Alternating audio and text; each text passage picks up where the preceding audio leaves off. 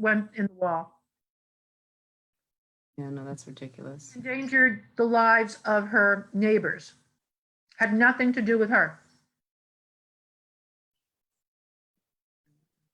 Yeah, it's not surprising at all. It's not. I'm interested in like all the different places where I found myself going. It's not safe to be a Black woman. Nope. That's just what it's feeling like. So Jasmine is a student who I was just connected with. So Jasmine, we're just getting started. Welcome to what we do. This is our friend Deborah. She's amazing. Hi, Jasmine. Hi, nice to meet you. Same here. Boo is here. And so this evening, the plan was we were going to talk about alternative education. So Tracy Caldwell is going to be here because she's got her classes. She's got Black Girl Studies. She's getting ready to teach neck rolling. She's taught double Dutch. She's taught how to make collard greens. She's had a spades class, but like all of that cool fun stuff. So she was going to come talk about that alternative education. Karen was going to come, and she is going to come in a little bit. But she was going to come in and talk about the radical teach-ins and the social justice education that they're doing out in Manchester. And we were going to talk about the yoga class that we just had. Like, we were going to talk about these community conversations, and we were going to shift the conversation in education because we've been trying to shift it away from this fear-based place and how horrible it is of what we've got going on right now in education, and shift it to this place of we're in this beautiful neutral zone of possibilities, and let's see what's happening. Let's discuss all these interesting, like when a Black lady is teaching other Black ladies how to roll their necks, then we've got some cool, interesting places. And that's, Deborah, like today, the Sucky Day, that's what tonight's conversation was supposed to be. Yep. And instead, American fuckery happened again. And I would be irresponsible if we thought that we could sit up here and not talk about Breonna Taylor. And I would not be being like, I'm an activist. Deborah, you're an activist. Boo, you're that interesting meld of activist. You live that life that we talk about when we, activists can look at you and say, good, that's what we were working for. And Breonna Taylor wasn't none of that. And that's some shit. And I was a little confused by your email because it said we were talking about Sandra Bland. So oh. Okay, now do you see where I am? Do you see where my... Yeah, I was interested. I was like, wow, they're bringing that back? That's awesome. That's been great. Go us. No, so just downstairs, Chris, who's on our core team, we're getting ready to go on a tour. And we're talking about Zora Neale Hurston because we're probably going to end up ending the tour in Florida. And I'm saying Ida B. Wells. And as we're having this conversation, so that's the exact same thing that just happened with you, which is I'm collapsing our women because right now that's about where I am. That's what my psyche has done. It's kind of like you're putting yourself in all spaces of Black women in that moment. I've been doing the same in a way. Yeah, this is, and I was saying earlier, so Karen from Manchester will probably be here earlier. And we've been having these conversations like that, the behind the scenes where the Black lady's doing this work, these conversations. And these are the scariest places because that your life is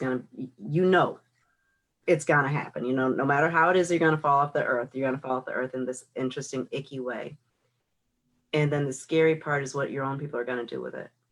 And how is your death going to be in vain? And how is your death going to lead to change? And what is going to happen? And that's in many ways just that great unknown. I know that in the past I've thought about just as a tongue in cheek, and I can come up with, some asshole actions that will make you roll your eyes, but then make you think. And I've thought about getting photographers to do beautiful photo shoots of us looking like we're people who do great things in life, because you know what Channel 3 is going to do the second you die. You know what photos they're going to find, you know what stories they're going to tell. So wouldn't it be nice if we all just had beautiful photos to give to Channel 3 before they get the ugly photos of us,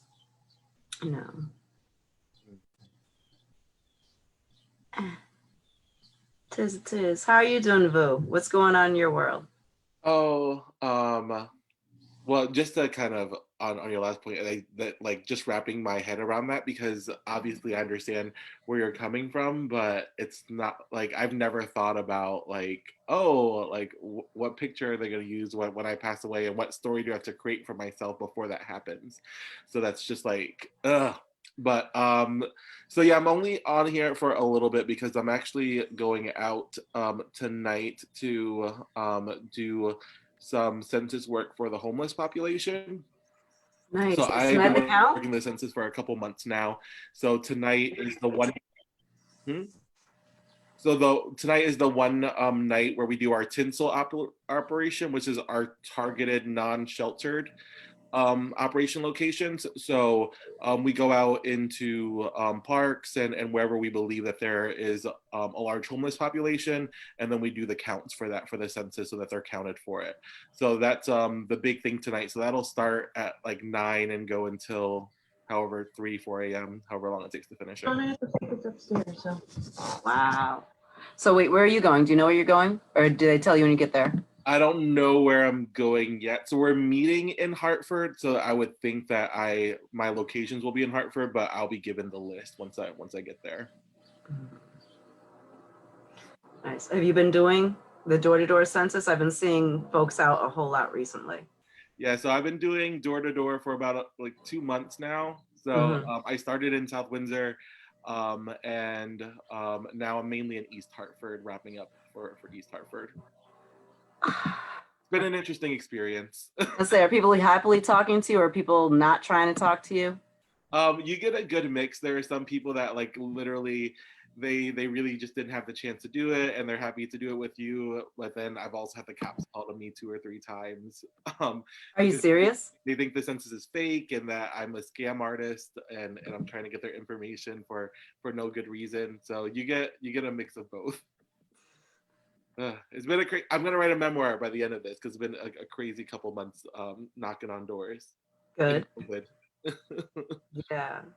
I think everyone needs to do door knocking for something at some point in their life. Like, yeah. Meet your fellow man, all the other good reasons, but there's a billion really good reasons to do that. Oh no, boogers. So I'm getting ready to pull a video up. There we go. Okay, so I'm getting ready to share a video about Breonna Taylor. And then we're going to jump into the conversation once that is done. But I'm over here. Kamora, can I just ask Vu a question? Most definitely. Okay. Vu, as you've been going around doing the census work, what is your sense about people who are undocumented being afraid to fill out the information? And be really quick about it, but it gets my attention. So I have not had a lot of interactions with folks that are undocumented. The main reaction that I do get from folks that are not citizens is that they don't believe that the census counts them, and that's why they didn't complete a form. But I have had a couple cases where there is a concern, and very early on in that conversation, I explained the confidentiality notices that it doesn't go to any other government agency. I can't inform law enforcement or ICE or DHS or any of the other agencies that might be a concern. So they do kind of give us a little bit of that training. So I haven't seen a lot of it, but I also have been doing work mainly more in suburbs. So I would probably see less than in other places. Thank you. Okay, let's see, here we go. Let's share screen. I'm about to pull this up. There we are. Can everyone see that? Great. Let me make sure we can hear it. Great. Let me make sure we can hear it. Closed caption. Okay, here we are. Nessa girl, I woke up today feeling mighty bad. And today is one of those days where I really just want to check the hell up out of here and just get on some sort of spacecraft and go to some distant land where everything is just euphoric and is happy.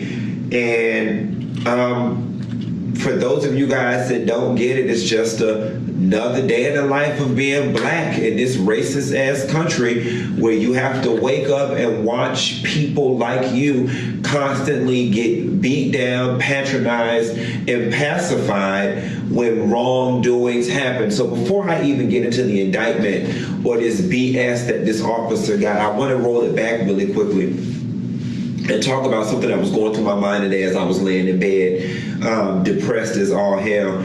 I started to think about the $12 million settlement civil suit that Breonna's family got, that the city agreed to give, or whatever the case may be. And I want to tie that settlement into hollow gestures. A friend and I were out to eat the other day, and we were talking about it. And we were just talking about, these settlements that are given to people in wrongful death situations, they're very tricky. They're very tricky in what they symbolize and the psychological warfare that it plays on the family that receives it, right? So many times in these situations, these settlements are oftentimes offered to a lot of working class families, poor people. Well, here, anybody can use an extra $12 million. But I was just thinking about what it has to feel like and the conundrum that you're in when you're somebody who lost a loved one due to negligence, medical malpractice, or anything of the sort. On one token, you are mourning the loss of your person, a loss that you could never get back. No amount of money will ever bring that person back, right? But then you begin to try to find psychological ways to reconcile your pain. And I always say, pay me for my pain. So then you begin to go through this process of, well, if my loved one is not here. Let me ask you a question. Do you want to get a little healthier, maybe lose some weight? Guys, I got you. Lose up to 18 pounds in your first 2 months. Lose weight fast. Money back. At least I can live comfortably or luxuriously or with a level of security for me, my kids, and their kids' future, right? And I would just never want to be in a situation where that becomes the thought process that I have to take on in order to survive. And what's even more chilling about it is that the powers that be, they figure, let me pacify the victimized party with some money, and they move the hell on. And the sad part about it is it don't even be they money. It be the taxpayer dollars. It be insurance money. So it's nothing for them people to give away $12 million of money that ain't theirs. Now here's the sad thing. It's also sad when we have a system that would much rather give somebody $12 million than arrest somebody for murder for free. 12 million or free. 12 million or free. Bitch, your ass going to jail. Okay? Because there's a whole lot of public good that we could have done with $12 million versus having to give it to somebody's family when we could just send your ass to jail for free. Moving into today. So I wake up, I do my normal routine, I wipe the cold out my eye, I start scrolling through social media, and I start reading the headlines, the very misleading headlines, which were very intentional the way they've been spun and presented, which is one officer has been indicted in Breonna Taylor's case. Now, if you look at everything that's been coming out of the black community on social media and in the media, everybody's been calling for indictment, indict the officers, arrest the officers, arrest the officers. And so it's just such a slap in our face and a slap on the officer's wrist that somebody sat their ass, they frowsy ass in an office and said, they want an indictment, they want an arrest, we'll give them one. You guys want an indictment? We'll give you an indictment. So they indicted the officer on wanton endangerment. Louisville police officer Brett Hankinson has been charged with 3 felony counts of wanton endangerment for the bullets that went into the other apartments. Not charged with Breonna's death at all, and given a $15,000 cash bond. No other officers have been charged.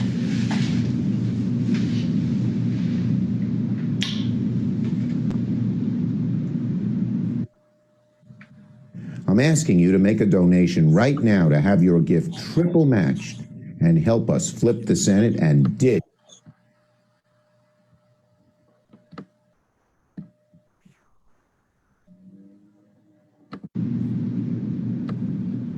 He got in trouble,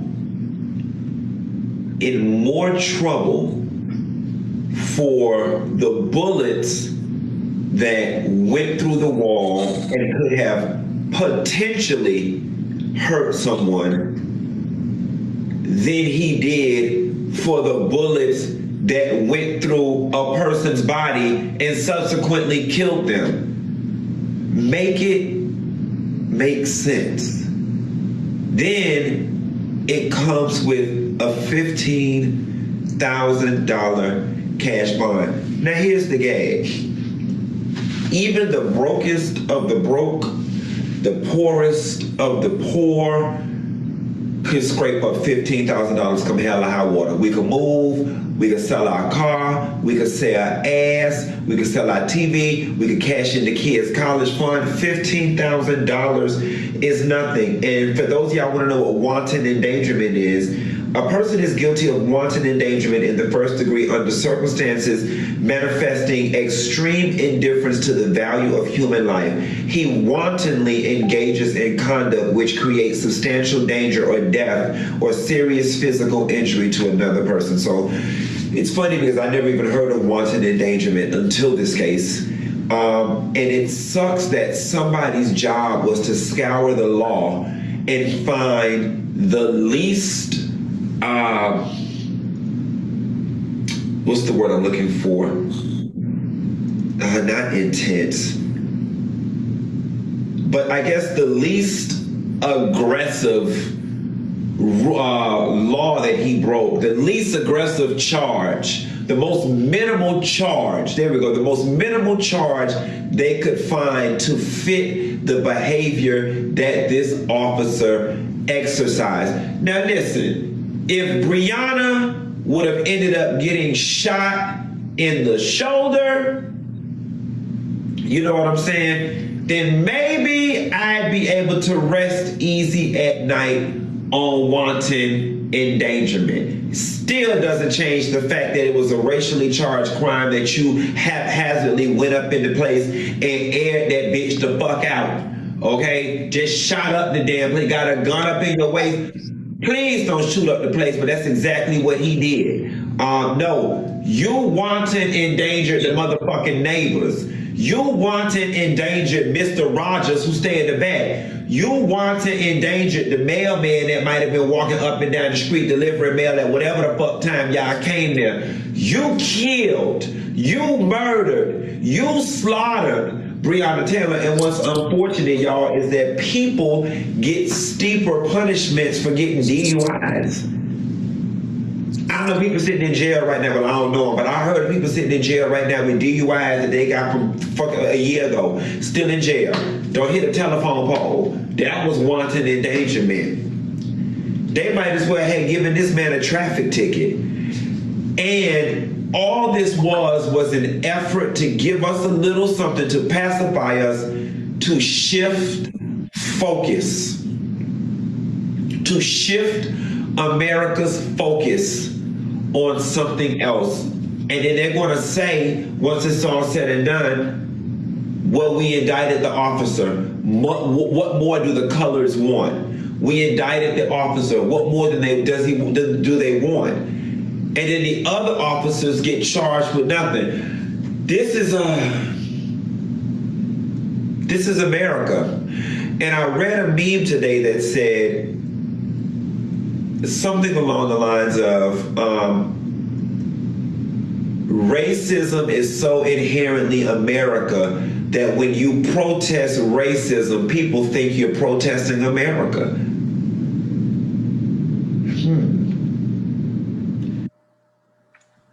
Yeah. So here we are. Let me make sure that doesn't come on and bother us. Let's see, how do we do this? Give me 1 second. Skip this nonsense.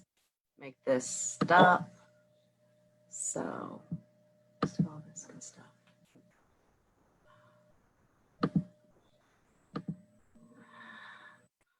Okay. Hello, beautiful people. Yeah. Now, I enjoyed that video, and KCC time, hello. We use that one because it's raw, and I think we're all pretty raw today. And I can't trust anyone right now who can speak about this subject today at this moment dispassionately. So finding a video of a Black man who's disgusted, who wants to get up and run away and knows that he can't run away, so he's got to step and talk about this, is the video that I wanted to use to step into starting our conversation.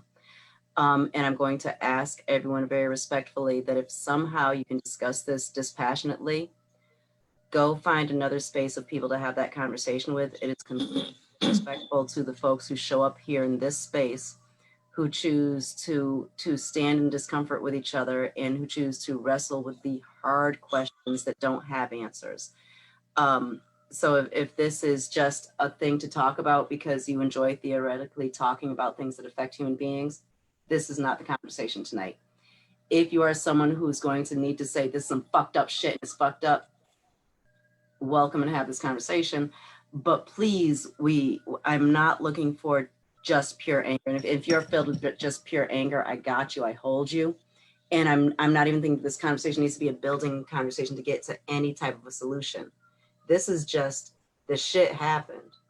We had an idea where we were going and we got here. And what we just learned today again is that property is much more important than a life. And as someone who, there are folks who really seem to think that a great way to start a conversation is to say that the looting is wrong.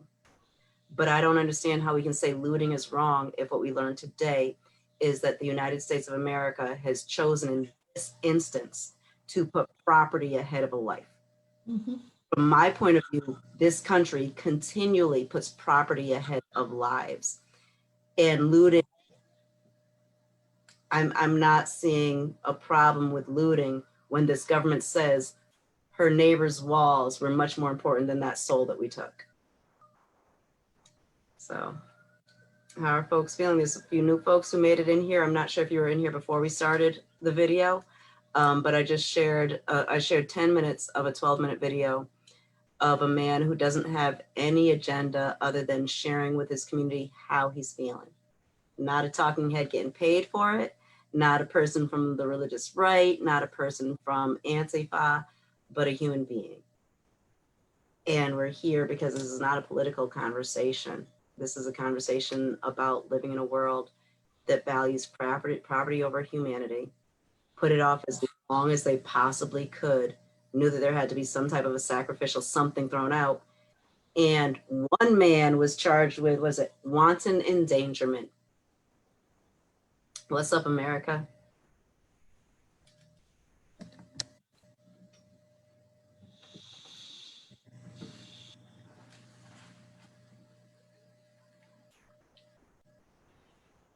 Yeah, Wallace, I saw that you put up on Facebook as soon as Ann the flyer for tonight and put it up. You said, I wondered if this was going to shift the conversation. Yep. I flat out knew it was going to shift the conversation to this. I'm still gathering all my thoughts. I want to be, as concise as possible because I can turn myself into one long run-on sentence. But so I'll probably have more to say later. But it is absolutely absurd, the theater that went on with this. And then I'm also struggling with all the people who don't understand the differences between a civil case and a criminal case, and who are somehow calling out the family for accepting a lowball settlement for the wrongful death, as if that somehow had an effect on this farce. We all know in practice, even every procedural show you ever watched, Law and Order, all that, when they don't want to own it, they send something to the grand jury. The DA did not want to own it. The Attorney General did not want to own it. He wanted to pass the buck, and he took it to a grand jury. And he took it to a closed grand jury under the auspices that it was going to be to protect the grand jurors from retaliation from the people that they could indict. But in all honesty, is so he can direct the path to this lowball, lightweight charges that we received for the death of someone. Wrongful death exists. Let's go to Minnesota, where the gentleman who accidentally shot the pregnant lady, he got real time. And it was a mistake because he was investigating. He was on edge. And when she came through the dark, he shot her. That's wrongful death. He had no intention of it. But he still is in jail. He didn't get wanton endangerment. It was actually related to her that he got charged. There's nothing related to Breonna Taylor that the gentleman got charged for. And this is the thing I can't wrap my mind around. We do not care that this woman was killed by these police officers because she used to date a drug dealer. The fact that a no-knock was even asked for a target that they deemed soft, for a target that they hoped to find drugs at, and they knew he wasn't there and hadn't been there. So it was all based off lies. They wanted to get out, aha, I got you. And it was not proper. The fact that they had a no-knock for that address is ridiculous, and nobody else heard them announce themselves like they claimed they did. They just bust through the door. It was absurd. And I can't see how anybody sees anything beyond the absurdity of the circus we saw this day. Because they took 2 days to board up downtown Louisville in preparation for the nonsense they knew was coming. Yeah, what was the name of the black man who spoke at the press conference today? Because I would love to use his name, but he's just that black man, right? You talking about Cameron? Was that Cameron? I believe his last name is Cameron. You talking about the Attorney General for Yeah. Louis? Yeah. Yep. I believe his last name is Cameron. Okay, so Cameron. As I was listening, I was wondering how in the heck he was able to do this. As like you're talking about this no-knock raid, they should not have been there in the first place. I don't need to hear about 60 shots and all this other nonsense happening. They never should have been there. I don't see where justification could be in there at all because it's just incompetence, idiocy, and whatever else. They should not have been there. So how that ended. Sorry, I was just gonna say, like, not only that, her mother came to see her, and when she got there, police told them go to the hospital. She didn't know what was going on. Her boyfriend called her. Breonna Taylor's boyfriend called the mom, said that Breonna's been shot. He was still in shock, couldn't even tell her what happened. She gets to the scene. They tell her to go to the hospital. The hospital tells her, oh, there's nobody on the way. No, we don't know what you're talking about. And when she goes back to the scene, they're like, your daughter's still in the apartment. It took them hours to not only say that she was dead, but they had no disregard for her body, for the treatment of her loved ones, for the fear in everyone's heart and everybody around, just complete disregard for human life. And I'm shaking as I'm saying this because it's so fucking absurd that that's the way we treat people in this country. Human people. I just lost the words on that. Yeah.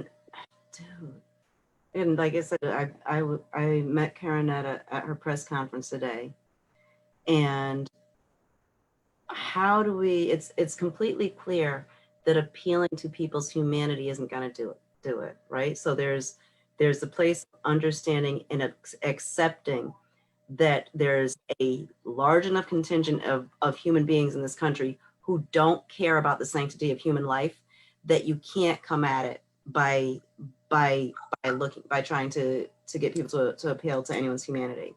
So $12 million, right? So let's buy this off. And what does that look like in the video? this is taxpayers' money. And there's still taxpayers, there's still people who are just fine with that.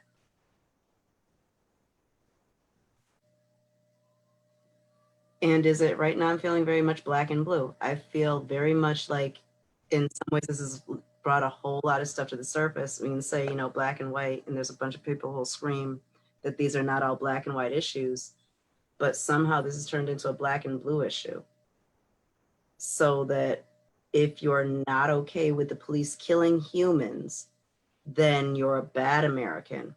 And if you're okay with the police killing humans, you're a good American. And there's definitely a black and white component that falls into that. So do we just sue the fuck out of folks and take all their money? Do we do, you know, as a self-defense brigade, and folks are saying we need to take up arms and shoot back?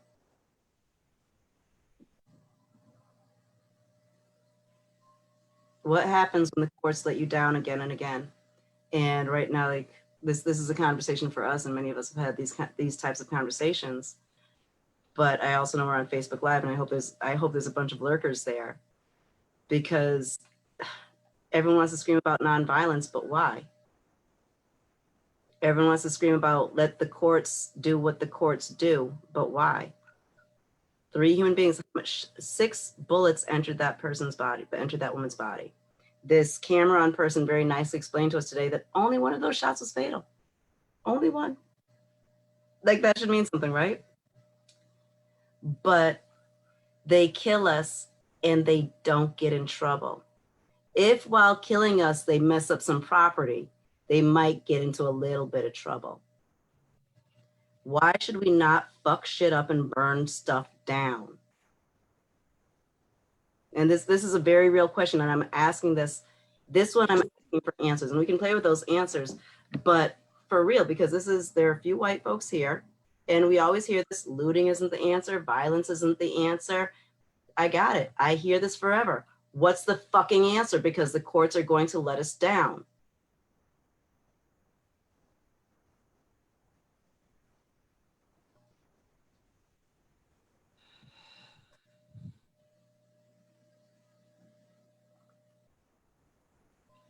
And here we are. And in many ways, I'm happy that this is where we are. And I'm thinking a whole lot of folks on this call who can think of it. And happy hour is what I bring up because I love happy hour, because I love eavesdropping on people. It's something that I used to enjoy doing back in a different time. But how many times have we been in spaces where these questions have come up and there have been quick answers and people have had answers? If they just, so what are the things that some of the things that Sandra, sorry, here I go again. And if you're new to this conversation right now, I have, for the last day of my life, been conflating Black women, and just it's we are all one right now, and I'm in a very vulnerable, not safe feeling space inside of myself as a Black woman. So I am all of my sisters at this moment. So Jasmine, who is a new person working with us, I sent her an email today with the Breonna Taylor flyer saying we're talking about Sandra Bland tonight, and we're not. But we're here and we're feeling a whole stuff. So what can we do?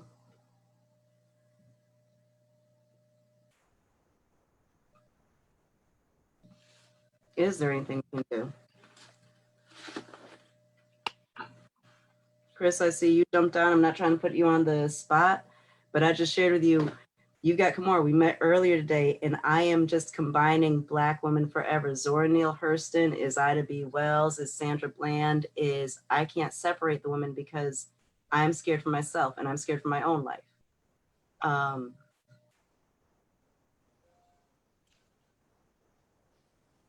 And I'm scared for humanity, in that there are some folks who care, there's a lot of folks who care, and there's a lot of folks who just don't. A lot of folks who seem to feel that indictment of 1 out of 3, an indictment for wanton endangerment, is good enough.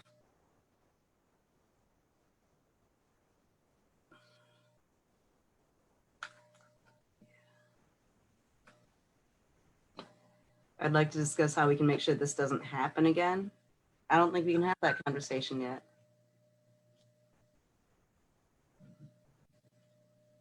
Does anyone want to talk about $12 million and what they would do with it? Because I know I've had fantasies about that. I've thought of cashing it all out in ones and throwing it at people. I've thought about paying for college for numerous human beings. I've thought about buying the most ostentatious, ugly, ugly, ugly house anywhere with a whole bunch of really crappy, gaudy, expensive stuff in it, and just bringing people through saying, yes, my nigger rich. Yes, my nigger rich. That's what we get. But I've sat and wondered, what do those $12 million represent? And what are they supposed to represent?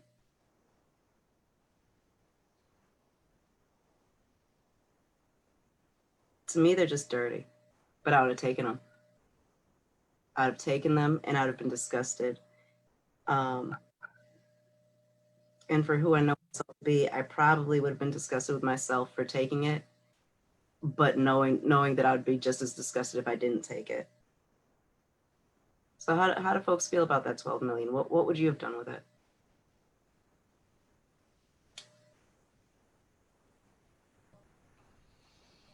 Hired top-notch legal counsel.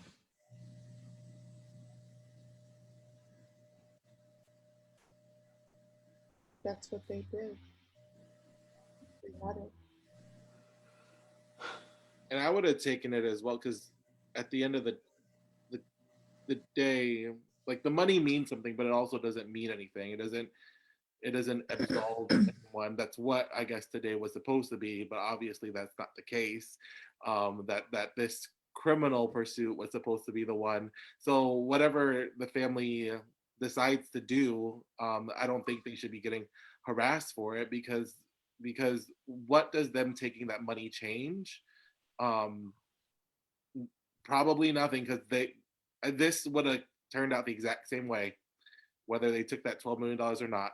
That one officer would have still gotten his wanton, whatever you want to call it, which that was the most confusing part until you kind of think about what that video said, and you think about why, because when I first reacted to it, I posted, why even do that one charge? Because it's more of a slap in the face than anything that you would come up with this lame charge and charge someone with it when someone died. And the exact reason they needed an indictment, and they needed that press release, and they needed that one word on the TV screen. And I saw a bunch of people post it after, and not even thinking to read about it or figure out what the charge actually was. So in some cases it worked. But that was the most frustrating part, and it basically deletes Breonna Taylor from the entire conversation, because you read those three charges and there are three sets of initials listed, and not one of them are BT, and it just erases her from the entire incident. And I think that's very purposeful, and there's no coincidence about it, in my opinion. That's the erasure part is the scary part for me, and the slap in the face, where I can't believe that there's not a part of this that's not meant to let all of us know, this is what you get, this is what you get, and we still have to wait, because we've got these 3 indictments. And what's going to happen? Is he going to get probation? Is he going to get accelerated probation? Is he going to get a slap on the wrist? Is he going to be found not guilty? But we still have that to get to. And they just get hired by other police departments. Yeah. There's no consequence to them at all. And even if something does happen and they do get a sentence and a prosecution, what is he guilty of? He's guilty of shooting into a wall. That's what he's guilty of. So even if he there's a guilty verdict, it doesn't really say anything.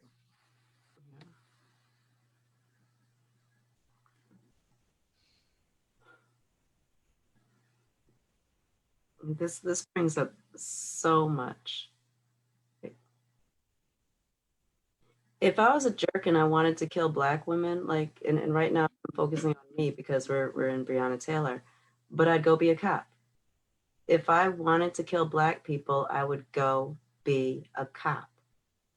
This human murdered a Black woman and is being charged with 3 counts of wanton endangerment. Let's go through all of the rest of the charges. Like this is the best way to get away with it. Be a cop and shoot. Get your no-knock raid, and it's just, and not only will that happen, but as Catherine was saying, these folks, the amount of support, they're gonna get jobs in other places. And Vu, you've been there when we've had these conversations. We love to say there's more of us than there are of them. I can't believe that in the United States of America. I can't. And so today, first off, my day started off with, we knew we were gonna talk about alternative education. That was gonna be a whole lot of fun. And Chris, I had to go out for a meeting, but Chris was coming over and we were going to plan, we're gonna start planning our Black Arts Heals tour, right? So we're coming up with our actual stops and what that looks like. And because of weather and everything, our tour is a down south tour, and we're Black people. And guess what? For everything else, for everything that goes into this planning, we're still our grandparents, and we're still using our version of the Green Book, because we are still in 2020, a group of Black people are getting ready to travel down south, and the shit ain't fucking changed. Nothing has changed from when my grandparents, when they were going to make a better world and got up and packed everything up and left Opelika and got up here. It is just as scary for us to go anywhere. And we have, right now we've got the courts reminding us, guess what? We had to acknowledge it. You guys have been really loud lately. Most of the time we've been able to sweep all this under the rug, but you guys have been loud. So we had to acknowledge it. We waited 6 months. You're still pissed. He shot a wall. You are right. We acknowledge that a gun was shot. It shouldn't have been. He shot a wall. We're upset about it. And that's what we got.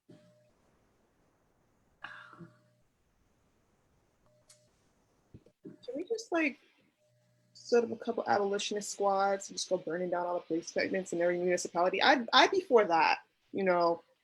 I could give a fuck about a Target, a Walmart, a police station. They're all the same to me. The institutions that disenfranchise Black people. Let's just. That's where I'm at. Yeah.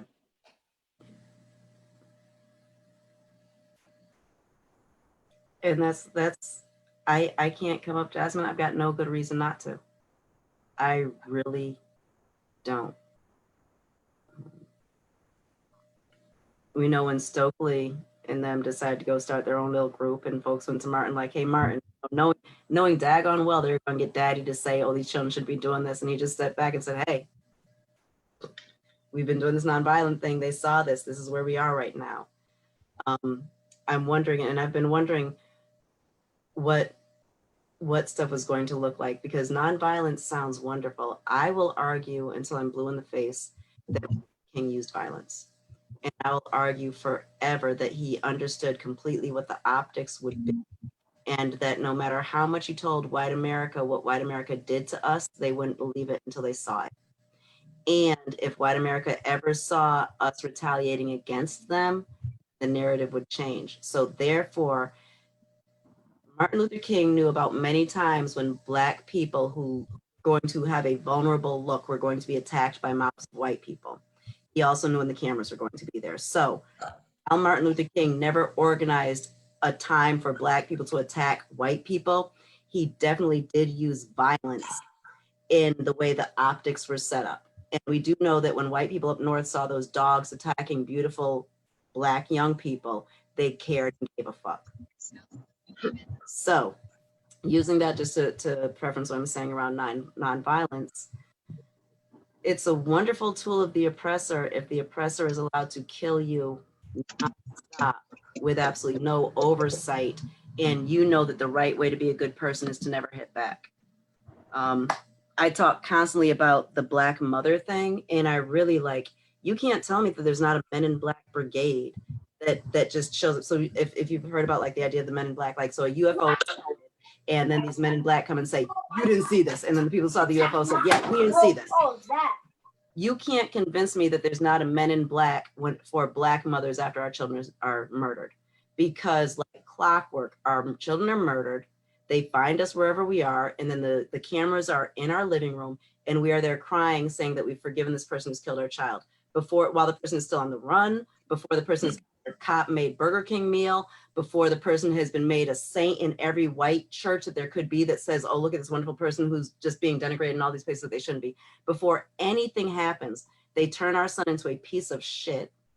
Make sure that everyone knows that when our child was in 3rd grade, he hit a girl and he stabbed her with a pencil. So therefore, clearly he's an inferior human being. And then they get us on camera to say, this is a tragedy. Violence is not the answer. I need everyone to just come together in peace. I've already forgiven this person. That is some sick American shit. And I don't know where that playbook comes from, but someone needs to prove to me that there's not a squad that goes and gets our mamas and makes them do that shit.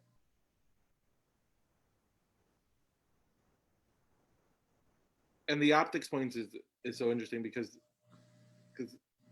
something has changed with the optics, because you talk about the white people giving a shit because they see people being attacked. And now we see it all the time. And we have video footage of all different horrible kinds of things, but the reaction is no longer there for many. So is that because we're seeing it more often, that folks are now just kind of numb to it? Because the effect that it used to have doesn't seem to be having an effect now. There was a time where you couldn't get Joe Smo, the average person, people like me, you, and everybody. Listen, right now we are broadcasted over the internet. Anybody can see this public post that is being streamed live and can get all of our opinions, all us regular folks sitting in Connecticut or wherever else we are. People can hear what we have to say now. So what has happened with social media has created ability for everybody to see the same thing, but to get together in their own little cabals in order to commiserate on what they've seen. So the fact that there is misinformation, I actually spent the last hour doing some more fact checking on what's going on, because we all are spreading misinformation because what we choose to believe is what we're going to convey. And so we made our decisions based off what we choose to believe, and nobody's actually fact checking their own side of things. They just want to believe what they want to believe. So I actually saw a million comments of people. She was a drug dealer hanging with drug dealers. She dated a drug dealer who 2 years ago, he sent clothes to her house since then because he didn't want to get stole at the crack house he lived in. And that's all that it was, the full extent of it. And the fact that the Postal Service has confirmed that there was no illegal packages going to her house or no questionable packages going to her house. There was no reason for her to be here, but people want to believe the narrative. See, the problem is, we talked about optics. Dr. King forced the optic of, look at the brutality we're dealing with. You have to be, it's in your face. So what they've done is when we bring up an incident, they find 8 other incidents. They find the incident of the people who are acting out of anger, or the anarchists, or even the white supremacists who want to take advantage of what's going on right now to make it look like everybody else is the bad guy, because they know that's what people will believe. There's a shell game going on, right? Accountability is the shell is the P that everybody keeps moving around, and nobody wants to own anything. So I've been having these discussions with people lately and all. When I see bad stuff on either side, I call out bad stuff. But we're in this thing now where it's you're with me or you're against me. There's no nuance anymore. There's no gray, and there's no situational understanding of what's happening. So we all get into these modes, and no reason can be held. We argue to argue our point. Nobody's looking to reflect on the information we take in. And that's entirely what happened today in that bogus press conference with the AG. And it was all about this random one person that might have heard a knock somewhere. It's about where the bullet wounds were, that only one was fatal, what all the relationships were. And it was all 8 random cover schemes all in one thrown at us to hopefully make us think that one would stick, and that she rightfully died that day. And I can definitely see that. I mean, there's still even a question whether the cop got shot by another cop, because The gentleman had a Glock, a 9mm Glock with hollow point bullets. If he got hit in his thigh through his wallet, he would have been in a lot. There would have been a lot more damage than he received, and there would have been blood in the foyer when they came in. But they did not find his blood in the foyer. There was no blood in the foyer where he claimed he got shot. So there's no way that he got shot by the man who shot the warning shot at the people breaking down his door. See, and that's, yeah. That is when they tried to make it quite clear that this bullet wound was not from one of the guns that one of the cops had. And when we started, one of the reasons why we started that video is I really want folks to understand that there are 2 or 3 different understandings of America. And in my understanding of America, cops carry dirty guns because they might need to use them. In the world that I live in, this is a truth. In the world that I live in, that's not a theoretical truth. That's not a thing that I heard through the grapevine. People who know me for real know that I know this for real. And if you know me for real and you don't know this, next time you see me, say, hey, Kimora, and know that that's the next 20 minutes of your life. And you're going to hear a whole story that involves South Park Wednesday. But cops have guns that they can use if they can't use a cop gun. Cops have guns that they can put on you if they need you to have a gun on them. Cops have extra guns on them to have extra guns. So today, hearing that shot did not come from one of the cops' guns didn't in any way tell me that the shot didn't come from a cop. I totally believe it was one of the cops that shot him. And judging by the videos that people took in the neighborhood, the first thing they said was officer down, officer shot. It wasn't raid complete or whatever they say, whatever code. It was make sure that's on the camera, make sure that's on video, make sure that's heard by everyone around. It was like some theatrical performance. And then 2 hours later, they're not there. They fled the scene. So I wholeheartedly believe that one of the cops shot them. Yeah, I like what you said, theatrical performance, because that's exactly how it is. I remember one time in Florida, I got pulled over and it took like 7 cops to finesse the police report. And you should really fucking read that police report. You think there's a sequel coming out to it because it's very theatrical. And they do that. I'm kind of at the point where I'm lifting 20-pound weights. I'm ready to get some 40s because there's nonviolent shit that's just never gonna happen. Because if I sit back and think about turning the next cheek, yeah, I'll turn the cheek because I'm speaking truth about things that need to be told and brought out to the universe, and that might offend a few people. Bah, yeah, I got punched in the face a lot of times for that shit, for bringing out truth and light and letting it be known. And because I stand my ground, I'll turn the other cheek because, yeah, I said it and I meant it. You know what I'm saying? And now after you give me that second shot, we in it. We about to be in it. I'm doing push-ups. I'm not beat for none of this. I also am motivated and highly encouraged to go into law because they're using the law against us because we don't know. We don't understand it. You know, I took so many plea bargains in my life like a dumbass because I didn't know. I didn't understand what was really going on. Now I understand and I'm overstanding. So now I'm going to get some knowledge on this law thing because this foolishness about me not really knowing the law and understanding what to ask for, you know, yeah, that they're making fun of us about the arrest. Like, yeah, we can arrest him, indicted for the bullets. That's disrespectful as fuck. You can't handle that with nonviolence. They need a back smack like grandma used to give you back in the day. That's what the fuck they need right now. So well, I'm about to figure out how to get up in that shit. Yeah, I'm wondering what's going to be wrong about these charges. Because Trayvon, there is that place of, you know, so there's always a beautiful place where they give us the charges and then they don't stick. And then at the end, we find out what was wrong, everything that was wrong with his charges. But today, so yeah, you're lifting your 20-pound weights. Karen she's got folks signing up for, well, they're doing the self-defense class, but the gun safety classes. So they've got that whole Second Amendment class going. On the 3rd, I'm pretty sure there's going to be an open carry march in Hartford. And on that one, I do know that they're asking, so Black and brown people will be in the streets and they're asking white allies to be on the sidewalks. But there's a place I can tell you, and this has not been a great week in Hartford either, at all.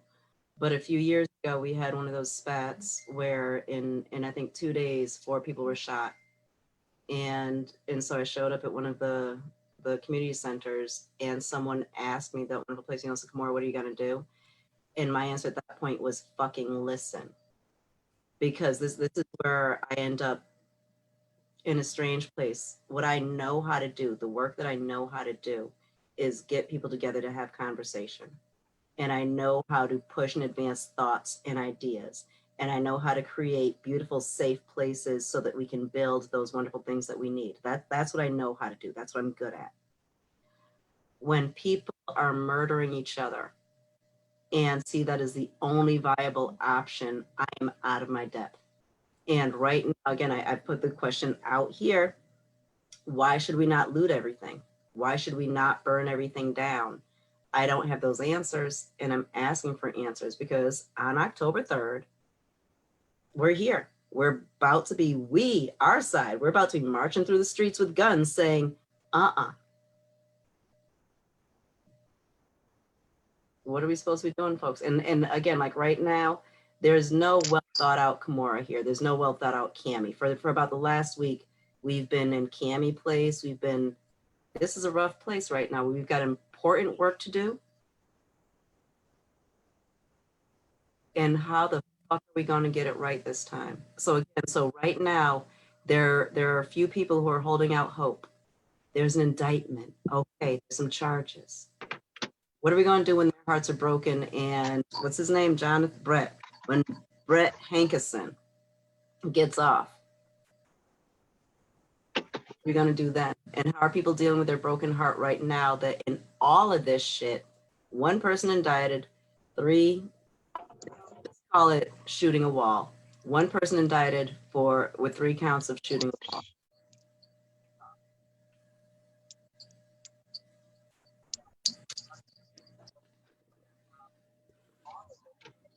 And so what happens with Jonathan Mattingly and Miles Cosgrove? Those are the other 2. So they didn't get any indictment. And they also, so Brett is the only one who was fired. Are the other 2 working? Did they leave the job? Does anyone know? They're still on administrative leave, and actually, it wouldn't be appropriate while the federal investigation is still going on for them to be taken off of leave. But pay attention, because they just may. But it wouldn't be appropriate while the federal investigation is going on, because that's also the thing that the AG is using as why he can't release certain things, is because the federal investigation is still ongoing. So the fact that the federal investigation is still going means that they should still not be at work, even though they're still being paid. So they get a great vacation. I'm sure, I don't even know about their GoFundMe, but how much, does anyone have any clue how much money has been raised for these 3 men? I'm sure the bail isn't an issue. Oh, it can't be. And I believe they said the bullet came from Cosgrove, the one fatal one, right? And he wasn't even charged with anything. That I don't know. That's Miles Cosgrove. Possibly because I know that there was on Labor Day, there was a photo of him on the beach having a good time.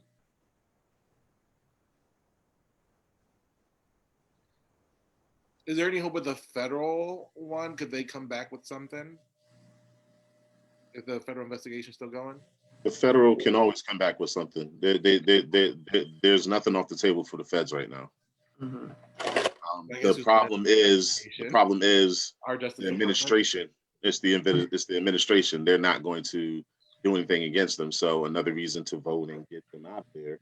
If you remember Rodney King, it took 2 years after the fact before the police officer got actually, convicted in federal court. So, there's still, that's a long road, and that thing could need, hopefully nothing happens that can actually get that thing completely destroyed before we can get a new U.S. AG in. That's interesting. I got a phone call early. So when I was leaving Bloomfield, leaving press conference and coming over here, I got one of those phone calls, and it was someone calling from the script about, the importance of voting, and was I willing to phone bank for them on October 3rd to talk about the importance of voting. And, I compared on the person.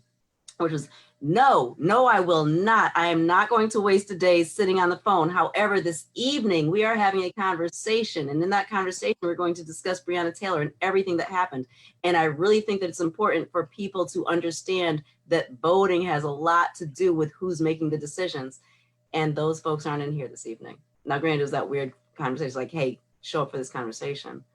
But I'd love to, we can't point fingers. There's no one person who is responsible for this nonsense, but we can all point fingers at absolutely all of us, because we all hold something here. We all have different responsibilities. And I think that on this one, like just thinking about that phone call, responsibility on the get out the vote folks is fucking why. You hear in this conversation right now, we're supposed to be talking about alternative education. I can't. I'm a Black woman who's affected because I feel a thing today. So there's no way I could sit up and happily talk about, so yeah, Wallace, we're going to do the whiz. I'm going to win the costume contest because I'm bad as hell. And it'd be so much fun to talk about the wonderful alternative education that we give our children through traditional Black movies. We're going to talk about the 5 heartbeats, right? We're going to do this stuff. I can't do that because this thing happened. And the fact right now, not capitalizing on pain, but putting the puzzle pieces together. Like, how many times have we had these conversations with the get out the vote people and they don't have real reasons to vote? You got to vote because it's your civic duty, because people were killed for your right to vote, because so many people fought for it, because it's 2020 and suffrage, right? And all this nonsense, as opposed to, look, this is what the AG did. This is what's going on. This is how it goes. You can vote that shit out, right? Oh, wait. No, this person came in. He was a councilman in his town. And he said some dumbass shit when he was at council. If you'd gone to the council meetings, you'd have heard him saying that stuff. But I think when we get to this point, we are so far down the road that all of the real things that we could have done to stop it are way back here, down to the fact that raid never should have happened. So why are we allowing no-knock raids at night anyway after dark? We've got visibility issues to begin with. Why are we doing no-knock raids in buildings and homes where we know there are children? Like, if they really wanted to get a fictitious person who wasn't there, they could have waited 8 hours. People would have been awake. They would have had it. Like, there's no need for that to have happened in the first place at all. But we kind of sit back and believe in the system and don't believe that the system is being set up to hurt us. And when we don't go to those community meetings, and when we're not really paying attention to the people who we're voting for and what they're doing once they're in there, then we are setting ourselves up for this. Yeah, I think we need to move more away. I mean, while we need to say we need to get out the vote, I think we need to do a better job of highlighting issues that are down ballot, because what we often do is only want to care about getting out the vote for national elections, right? The big ones. And we got to be in touch with what's actually happening locally, state, and the other minor positions in comparison to the presidential or the Congress. One, we have 400 plus seats available in the House right now. And I think was it 20 something senatorial seats. Those need to get turned over in order to actually get progress. We have attorney generals, we have lieutenant governors, we have all the governors and we have all this stuff that's available that can directly affect you where you live, and also sets up these paradigms that get us caught up in these systems continually, right? Now, while we do have most candidates aren't necessarily suitable for all the change we want, that's another totally extreme thing. We need to start building people who are going to move towards the things we want, right? And we have to do that. And guess what? The best way to do it is the way our system works. You have to put money behind it. Whenever we talk about all this stuff, we always talk about throwing money at something. And guess what? You need to throw money at these candidates to make sure that they follow suit, because they do stuff for people who benefit them. And we have to make sure that we have teeth in what we ask for. So when we look at the ballot, we have to make sure we're getting things done that are in our best interest. If it's a referendum that just isn't good for us one way or the other, then you got to advise people not to even bother voting for it, or vote against it. But sometimes it's better off not voting at all, because then they don't get enough count to get the vote to pass. You could it's like a de facto veto, but we just don't talk about the issues that we should be talking about. We all register and vote. I don't care what you do, but make sure you vote like this. And now we're attacking each other. Everything is attacking each other. We're in a society right now where all we do is, if you don't agree, I attack you. And we have to come to some middle road to figure out what we need to do. And we have to start thinking critically. Emotion only gets you so far. Emotion is a catalyst to move you. Now you have to understand, how do you plan and attack what needs to be attacked? And if you continue to only move on emotion, this is from an emotional guy. As you can tell, I'm being passionate right now. But this is from an emotional guy. We are responsible for what we do when we're upset. So we have to make sure that everything we do, we don't have unintended consequences that destroy what we want to do. So my reason for not saying burn everything down is because it changes the complete narrative of what we're trying to do. And it then it takes the stigma that we sometimes own. Let's not act like we don't own that we're tougher than everybody else mentality, but it takes the stigma that we often own and it multiplies it exponentially to that. Look, all they are is violent and crazy. And I don't want that narrative right now. I want the narrative to say we stick together in solidarity and we understand we're not taking this bullshit anymore. That's where we need to be. And that's why I say, don't go burning everything down, because all that does is burn your emotion. And then there's other stuff that is going to be beneficial to you that also burns with it. You can't throw out the baby with the bathwater. It's short-sighted.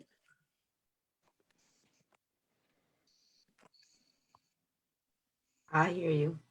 I'm down for full election reform, though. And that I think that I'm completely down, but I think that all elections need to be publicly funded and that all candidates need to be yearly audited, because there's that place of buying people off, in that I will never have the ability to buy someone off like Pfizer can. No. But you know what? PACs still work. There are PACs that are started by regular everyday people. If you look at the PAC law, I'm still doing it because it's complicated to make sure you do it right. Right? But PAC law actually gives us the avenues we need if we really want to come together. Just like we can do this crowdfunding, a PAC is crowdfunding your platform. So we really need to start looking into how this gets established, get the right people who understand it better than me. I don't have a legal mind, right? I have common sense, right? I have a scientific mind, a mathematical mind. I do not have a legal mind. Get the people in place so we can set this up, establish it properly, get a damn platform and push it. And you find the people who are going to push your platform, because we have the donations to push it. Mm-hmm. True story. The director at CHRO is a Black woman. She's a freaking historian, and she's not on our side. Not her. We need people. That's true. Mm-hmm. That's the thing that's abundantly clear. Like, I will put things in black and white terms, but that doesn't mean that I put every Black person in what I call that black bucket and every white person in what I call that white bucket. Like, there's, when we look at systemic racism, there's a whole lot of Black and brown people doing a great job of upholding a lot of systems of oppression.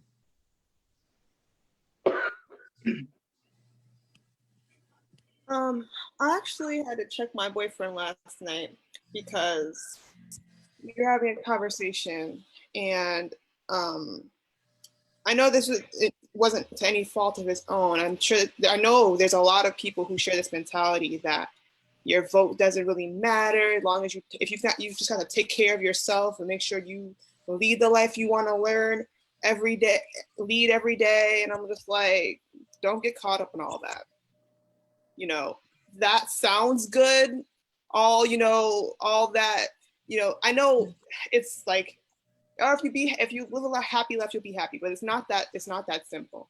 And there's people that we also have to fight for who don't have the luxuries that live the happy life that we do. We have to acknowledge our privilege in that way. There are people experiencing homelessness who can't just wake up and be happy about the things that we take for granted every day. So we have to vote for them. We have to vote for people who don't share the same luxuries as us. We have to vote for the things that we wish our communities had, the education that we wish we had.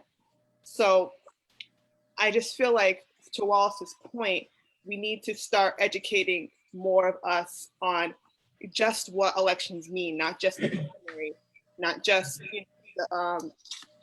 not just the primaries. We have to just start talking to each other, start educating each other, and not just sharing that narrative that if you live okay, you'll be okay, because that's not the fucking truth. It's it's a fallacy. It's a lie. Yes. And so, Richard Bigger, welcome to the conversation, and you've raised your hand very politely. Welcome, thank you.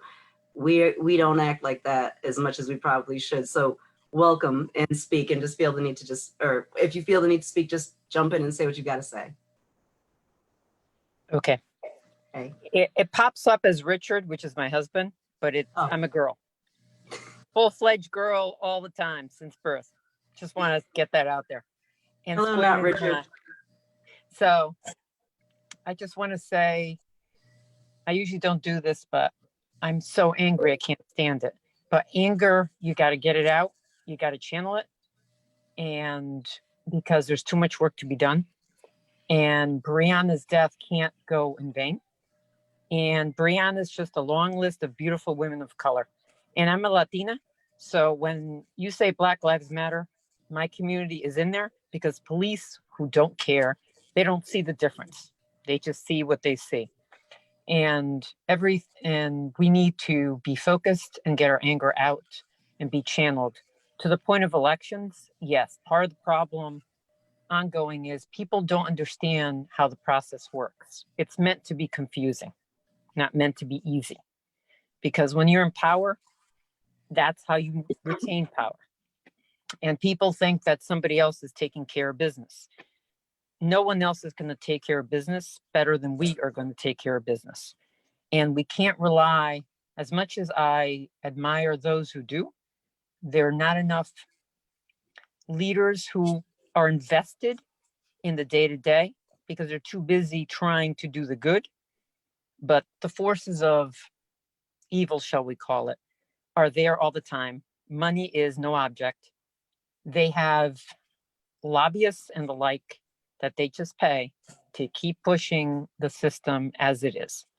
So that we need to figure out how to help those who are doing good, give them the support they need, remind them why they're there, and figure out, to what I think you said earlier, is you need public financing. Part of the problem is every elected official has to spend so much time raising money that's time they can't invest in doing good and not trying to offend the forces that give them money. It's human nature. If you have a system set up where you don't have to worry about that, then you can focus on doing the good. And also supporting candidates who share the values. And I don't mean by color, because and I won't give away my age, but in my long life, some of the most committed civil rights people are white, blonde, and blue-eyed.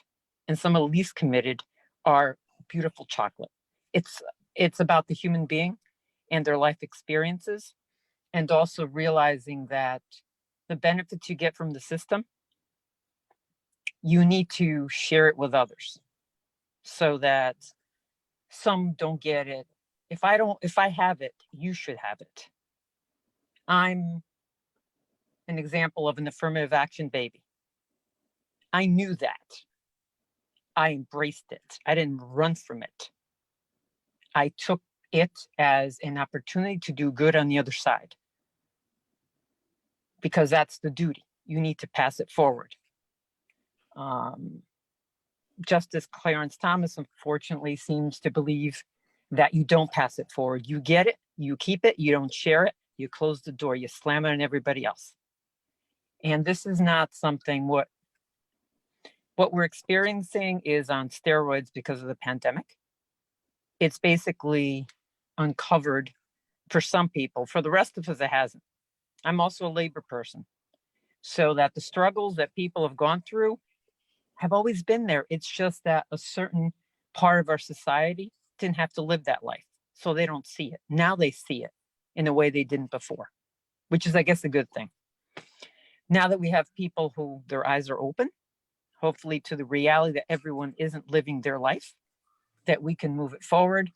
And we also have to figure out a way in the process to encourage those in law enforcement who want to do good to feel like they have the backbone, that they have the support to do good. Because I'm still persuaded by there are a lot of them who are good, but it's a system that encourages silence and complicity. just to get by and not be harassed and all the other stuff. So we need to figure out a way to do that. And I know I'm going on too long, but I just felt the need to just say a few things, and I probably went off on a whole bunch of other stuff. And yeah, you can do PACs. You just need to have someone who knows how to do that and do it legally so that you don't run into problems, but that is doable.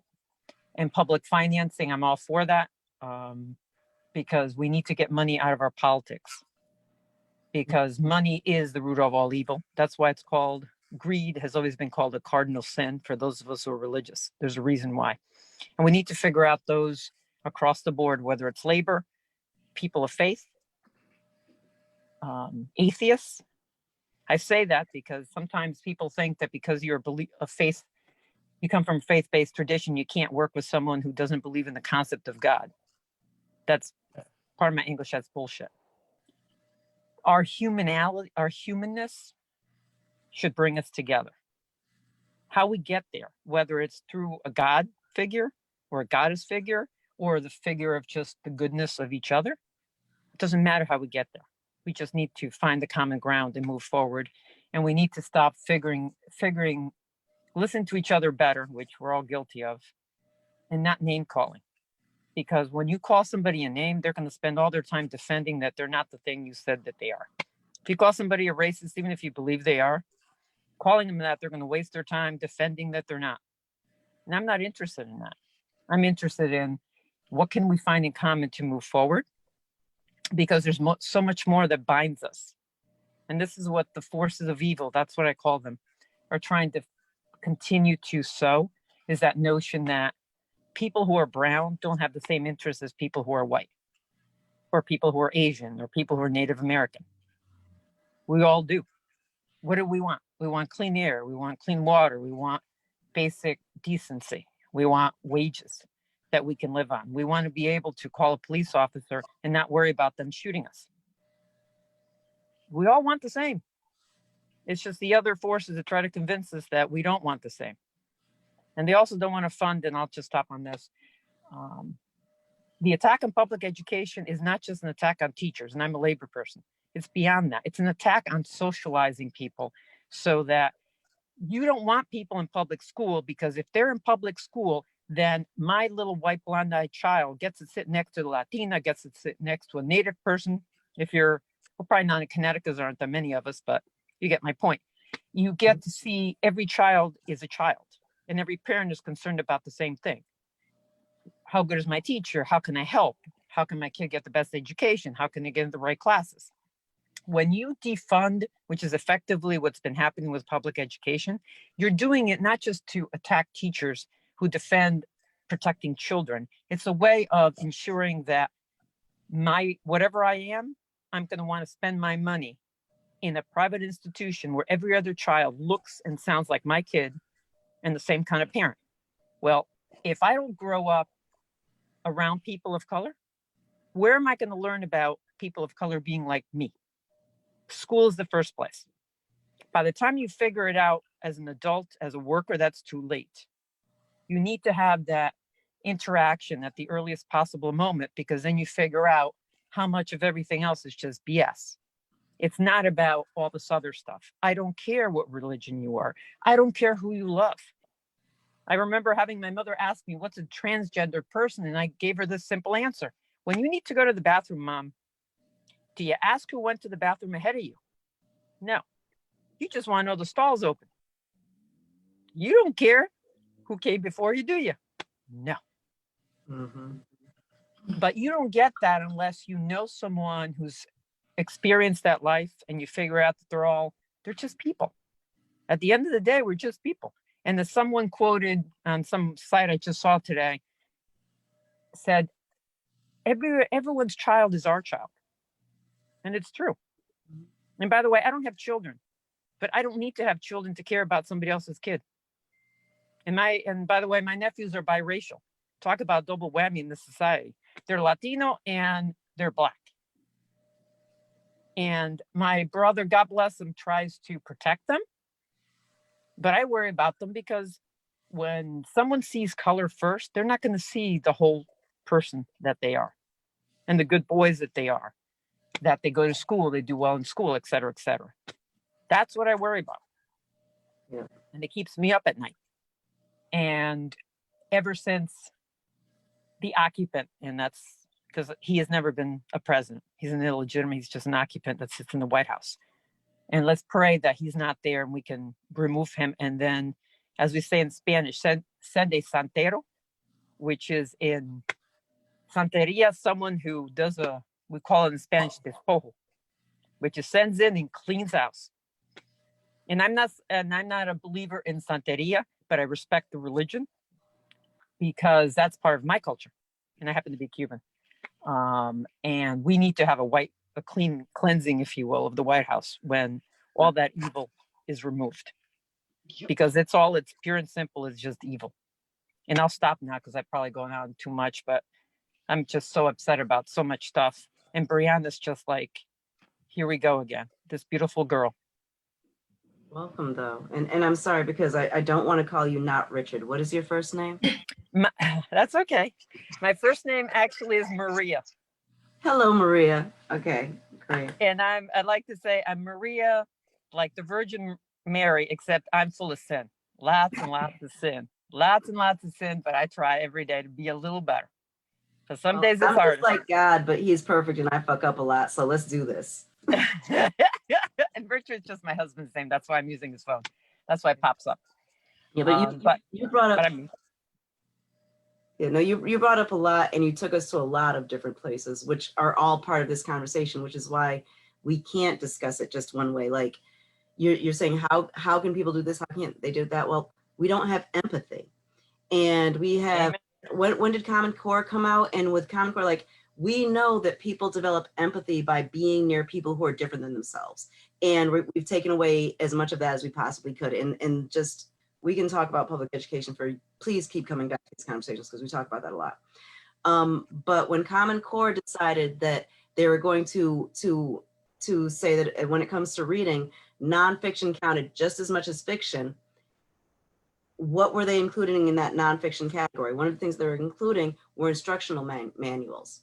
And so for one thing that we know is that a student can go from 8th grade under Common Core using what they consider a decent reading curriculum. They can read nothing but how to build your vacuum, how to put together your IKEA furniture, how to clean out a storm drain but these weird instructional manuals count as reading. And I know for a fact, and it's proven all over the place, that falling in love with literature, falling in love with stories, falling in love with fiction, being exposed to fiction and ideas and stories outside of your own can be almost as good as having actual relationships with people who are different than yourselves.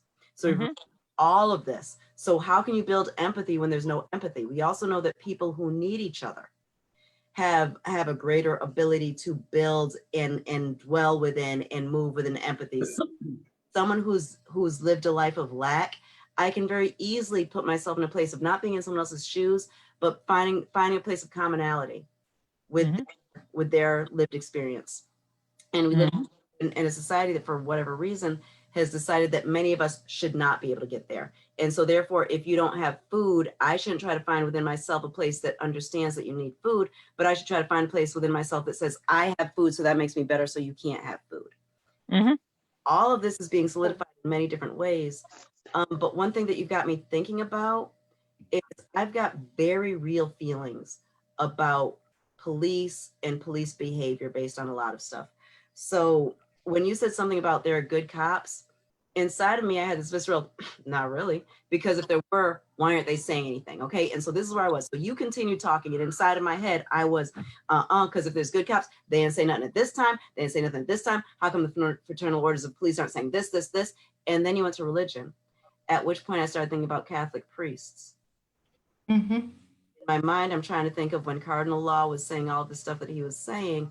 I'm trying really hard to find individual priests or small groups of priests who said, this has happened, this is happening, and we need to take responsibility. So perhaps I've assigned too much to police as a group and not so much to these weird fraternal orders as groups. And maybe I need to step back and think that it's not just a thin blue line, and that police, when they get together in their gang up against us, but any space where we create spaces for adults to play little child games and create gangs, then we're going to end up in this space. So thank you, because honestly, there's a piece of time there when you were speaking and I was not paying attention to what you were saying. I was stuck in my feelings about what you said, but then you took it to the next place where I was able to do this. So thank you for that. And I apologize for zoning out. But No, it's okay. It's not easy. Police, it's a culture. And you're asking, they should, we're asking for a level of bravery on the individual level that is really hard. Being courageous and being brave is not easy. The reason we honor people who are brave is because they're rare. They're not commonplace. And brave people come in the moments often when you don't expect them. So that today, for instance, Justice Ruth Bader Ginsburg is laying in state, if you will. A woman who was barely 5 feet tall in her prime, you wouldn't have normally thought, oh my God, this would be a titan of civil rights. Well, that's why she's rare. That's why people like me are beside ourselves from the moment we knew she died. Because people like that are blessings. Nelson Mandela was a blessing that we in life probably didn't all appreciate. We appreciate it more in death, because you don't appreciate the blessing till it's gone, or the full ramifications of it. But that's why we appreciate them, because they're rare. And that level of bravery to expect from regular people, sometimes they come through, but not always, in terms of police. And that's a culture that has to be refined. And when that police officer, I don't care who it is, what the circumstances, when that police officer shoots, everything that led up to that moment is what we need to be focused on in terms of moving forward. How to teach them to de-escalate. Because this whole like dressing in camouflage, all the stuff that police officers are given, it's like happy for your testosterone level, but you're also enraging people by it. Camouflage, if I was in the middle of a hike, is one thing, but camouflage on the regular street and military grade vehicles intimidate, terrify me. I don't have a gun. Yeah, and there's a conversation that I think, and it's a conversation that we choose not to have, and I think respect gets in the way far too often, because there's a lot of training that's necessary. Yep. I think we also need to look at the humans who are choosing this as a profession, and who we are allowing into this profession, because very often we are seeing people who have like, and I come from the world of social workers, and I can tell you that I have seen social workers de-escalate some of the biggest, scariest people, and I've been there, and it's wonderful. And do it by getting in and touching and having and being right there. Cops don't have the ability to do that. Now, I have also worked with folks who, like in social work settings, and the person who needs to exert control never works out. They can't. But a lot of people who feel the need to exert control who choose to become police officers. And I think that a thing that we need to do if we're going to, if this profession isn't going away, we need to do a much better job of screening out people who need to have control. Agreed. And screening out folks who just like, if you've got a profession where it is known that 40% of the people in your profession practice domestic violence, and that's because of self-reporting, then you've got a problem with the humans who are there. You don't have a problem with policy. You don't have a problem because you don't have body cams. Like it's that weird place when you talk to a person who is sure that we need religion, because if we didn't have religion, we would go around doing bad things. I've really got to question that person's morality, because if you're only not hurting me because if you do, you'll go to hell, there's some extra stuff happening. When the majority of people who choose to be police officers are also people who think it's okay to beat on their partner, then the wrong people are going into that profession. And what are we doing to attract them? Because I haven't read that 40% of, I don't know, let's see, what's out there as a profession? 40% of retail clothing workers are beating on their partners. Okay, and let's just take it there. There's something in this profession that attracts people who want to beat on other people for the fun of it with them. And then on top of it, going to that place that we talked about earlier, there's something inside of that profession, and I'm willing to expand this out right now as I start to think about priests, but there's also something inside of that profession that says, if someone hurts another person, you can't say something because saying something is worse than stopping the violence. And so I think as we talk about, and this is very much my personal stance, and I can give all kinds of links, but to talk about police reform anymore. I think we need to accept that it's a sick institution filled with at least arguably 40% of sick human beings who should not be the ones making any of these decisions. Like, where is it? Like, I like when she said testosterone, because every time I have an incident with a police officer, I ask him if that's the only way his dick gets hard. Because it is a power trip. It's a fucking power trip. And we need to stop complying, and we need to act like we got some fucking balls. Amora, you started this conversation off with a question like, okay, this happened, what are we going to do?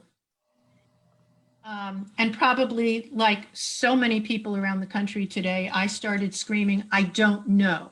I just don't know what to do. And one of the reasons I find that frightening and so paralyzing is because not only do I not know what to do about this particular incident, but it tells me until we figure it out, we're going to keep coming back to this same conversation for the next person and the next person and the next person. You know, we're really running out of time to figure out what to do, but here we are. yeah. Yeah, there's And that's one of the very paralyzing features of this question. I know I have to do something, I have no idea what to do.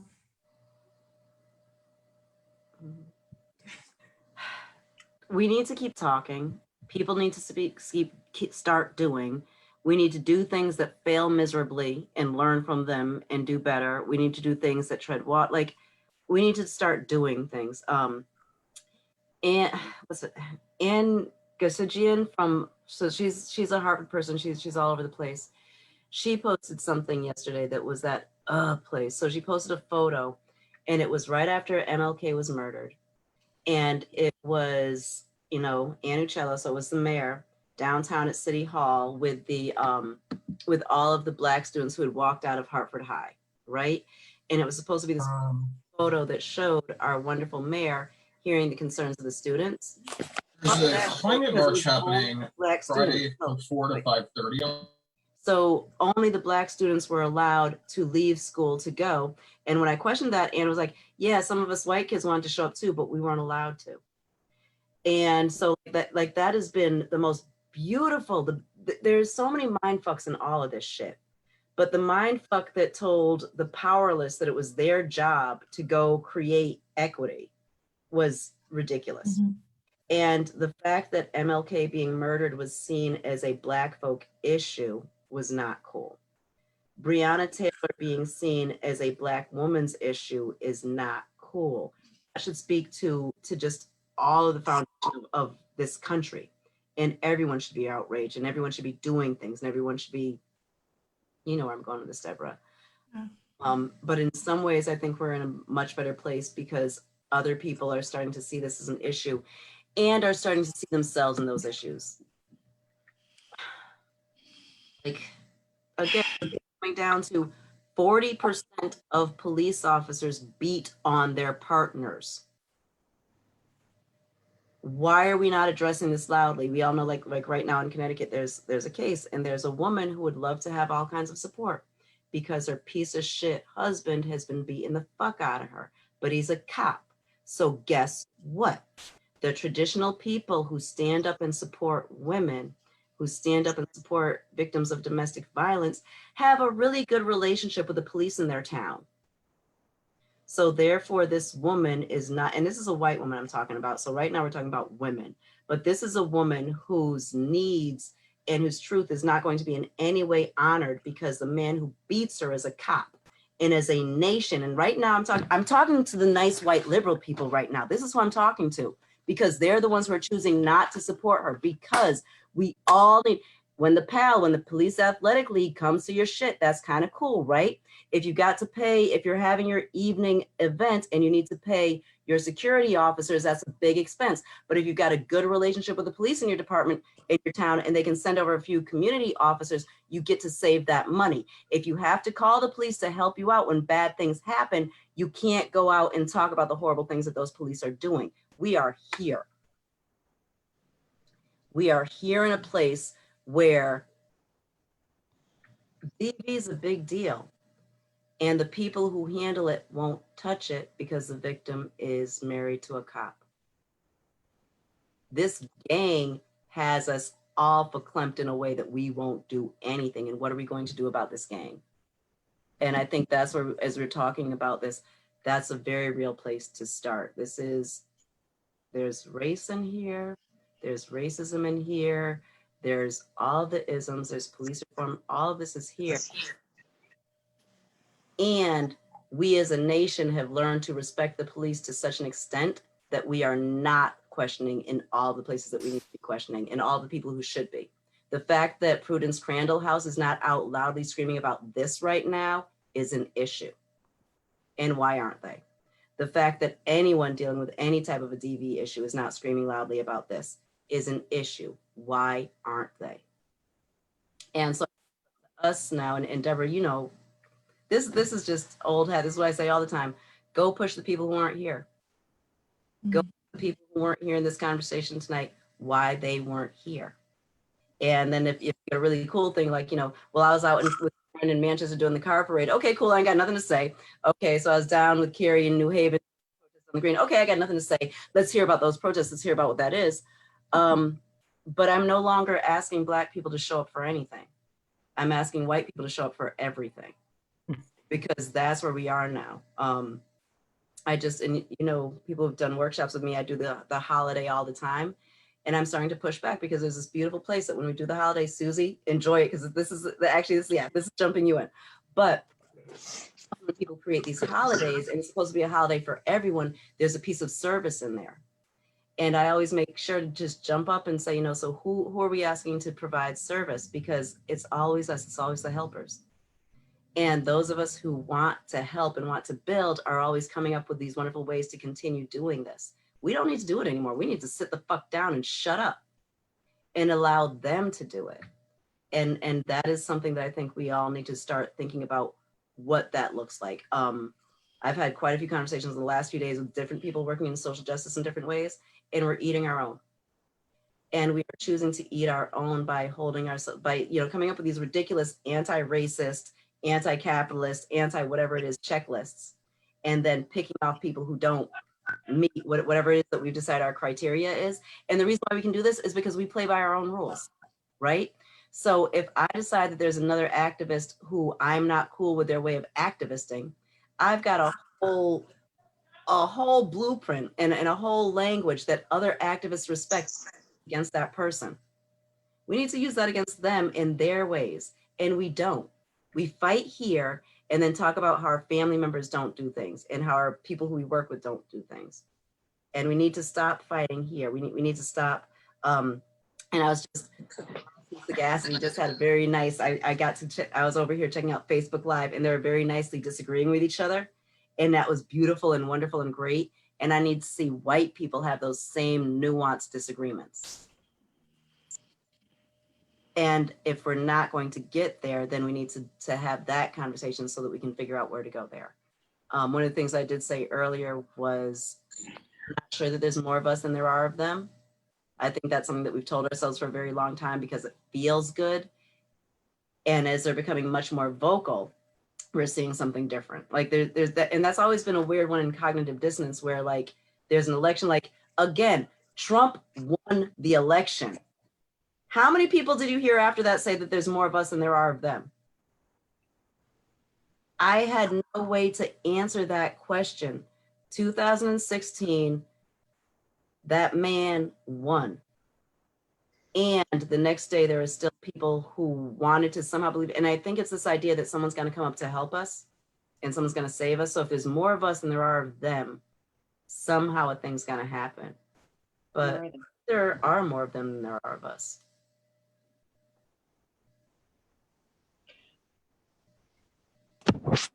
You know, Kumar, it's so interesting. I haven't said anything because I don't feel like I have honestly that much to add. But two things keep coming up for me in this conversation. One is in being in conversation with you in the past couple of months, since the beginning of the summer, it is the nuances that I'm trying to get my white friends to understand that are actually the critical turning points. Like when I'm in conversation with you and other folks who have come from completely different walks of life, people of color, like I have light bulb after light bulb after light bulb because I really understand. I'm sure I don't understand, but like I can at least feel like I'm in the real conversations, like the real conversations that need to be had, you know, because the conversations that I'm hearing from my white friends are, we should really do something. And, you know, they're almost paralyzed, like deer in headlights. They don't really know how to move or what to do. Right. And so it's the nuances that keep coming for me. And then the other thing that keeps coming up, which is super obvious, but is how do we tactically shift the burden all day long? The burden can't be on, you know, the individuals who are being oppressed and have any balance of power happen at all. I don't know. How do you shift the burden? I have no idea how to do that tactically, so that it actually happens, so that you know, attack, you know, the sources of power and money, so that you actually break down and recreate the systems, because the system's working just fine, as we always say, for the people who created it, right? It's working just beautifully. But it's not broken. It's working perfectly fine. So I don't have any answers. I just, you know, that's what's coming up for me. And it's just, you know, it didn't even surprise me at all when I heard about Breonna Taylor. How terrible is that? I was like, oh, of course that's what happens. And I think that's where we're at too. Like it didn't, I just felt numb and terrible and useless. I feel useless. So anyways. Yeah. I've got you on that useless thing. That's just, and that's where I am. If you heard when we first started, it was just this, I'm raw, I'm gross, this is disgusting, what do we do? You know, my wheelhouse is pulling folks together to talk about it, and the same shit keeps happening. Just keeps happening.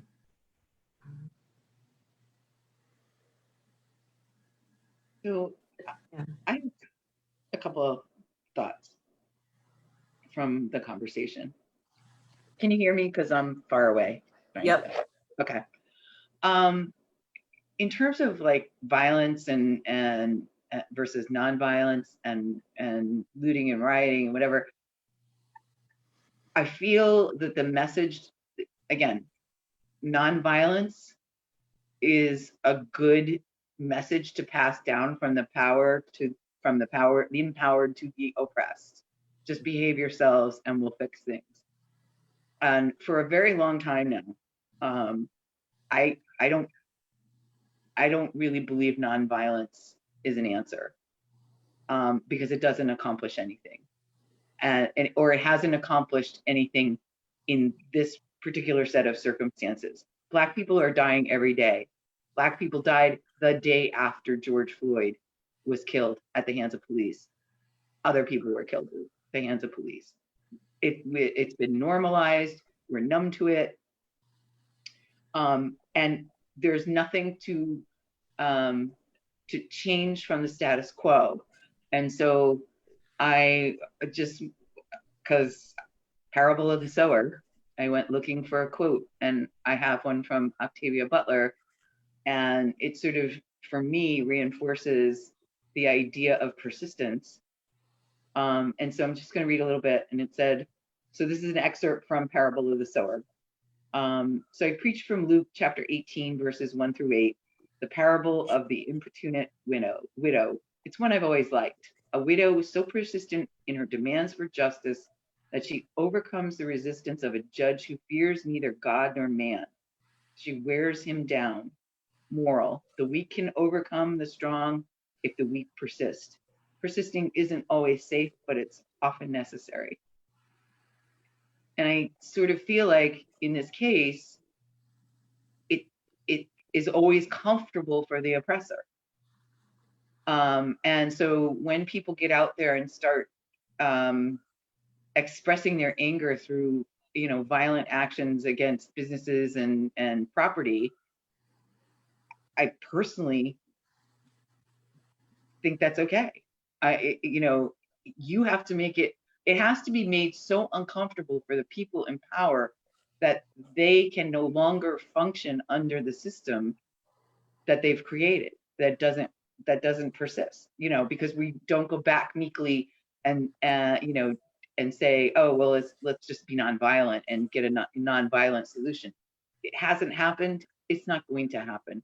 Those people are far too entrenched in their systems that, as Susie said, benefit them. They're working just fine for them. So change is the only constant. Change is the only constant. And the only way we get to change is making people uncomfortable. And right now, you are the uncomfortable ones. You're the ones who are getting murdered, and at the hands of the people who are supposed to, quote, protect and serve with no consequence. It's uncomfortable for you. Let's make it uncomfortable for them. And that,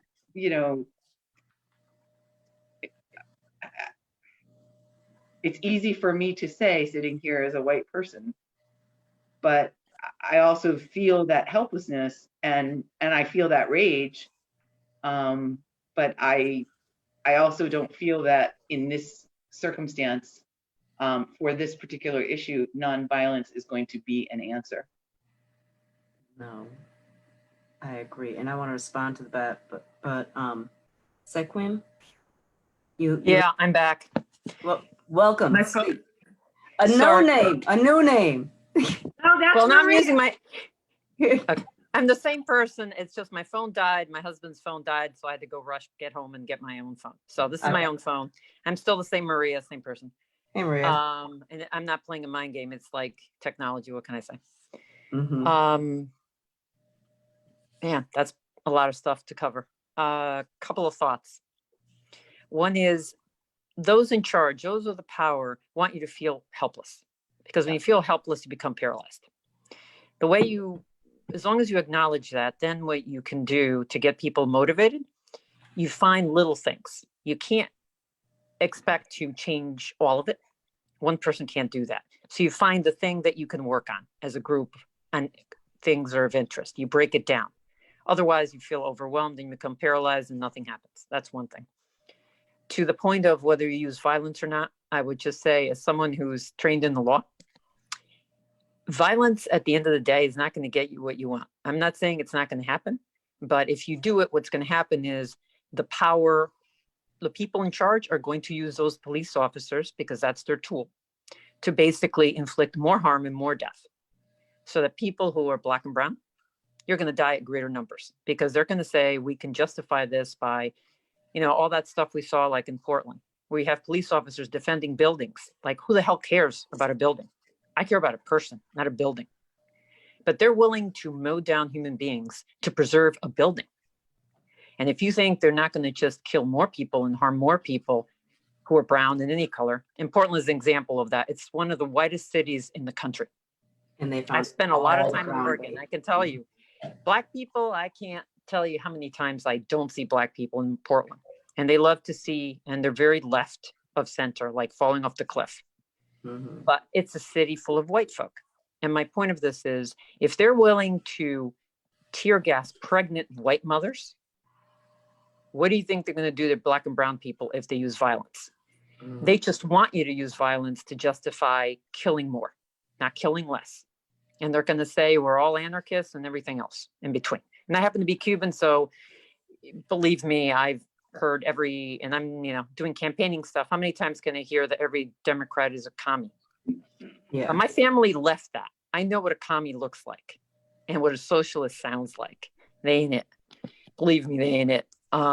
They wouldn't even know how to use the terminology right, let alone the concept.